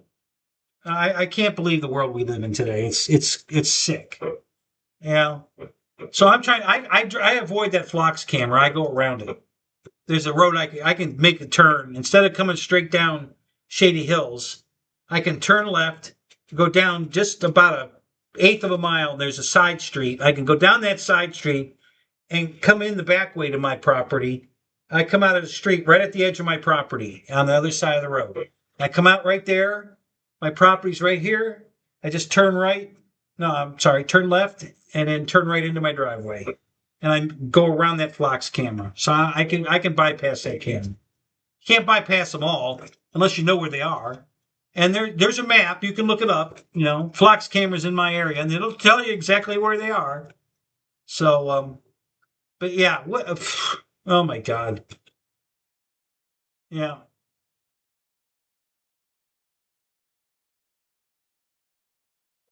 All right, guys, I'm going to call it. It's almost 2:00, and I have to go work on a car. Yeah, it's almost 2:00 in the morning. I have to go work on a car. So let me go see if I can figure out why this fucking thing won't start. And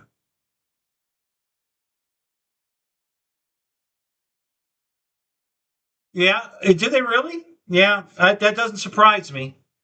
Yeah, yeah, they were talking about that on YouTube, where they get a sampling of your voice, and they can use your voice recognition to call a bank or whatever by using your voice and say things to get around your security stuff because they can identify you by your voice. So when you get a phone call and there's nobody on the other end, you're saying hello, hello, anybody there? They're recording that so they can use that voice print to access your bank account and shit. It's just one more piece of the puzzle. If they know where you live, they have your address, if they have your social security number, that if they have certain bits of information and a voice recognition, they can get around securities in some places. And hey, somebody did it to Deb just the other day. Hey, here's a perfect example. I got a box yesterday in the mail. Not yesterday, day before yesterday. Big box out by the. I said, I didn't order anything. What the fuck is that? I go out there. It's a Spectrum home TV thing. The package. I didn't order this. I look at it.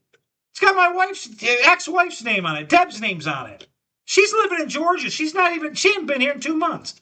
Well, what the fuck is this? And that's exactly what I sent her, a text message. What the fuck is this? I just got a package from Spectrum for a home program thing.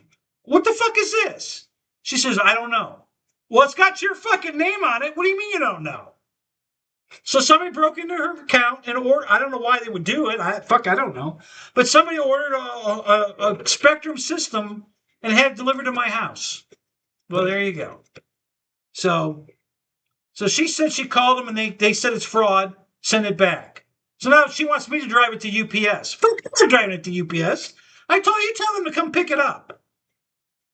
I don't give a fuck. It's not my name. I don't give a shit. It can sit there all year. I don't care. If I happen to be driving by a UPS place, I'll drop it off. But I'm not going out of my way. So, but yeah. So there's a perfect example.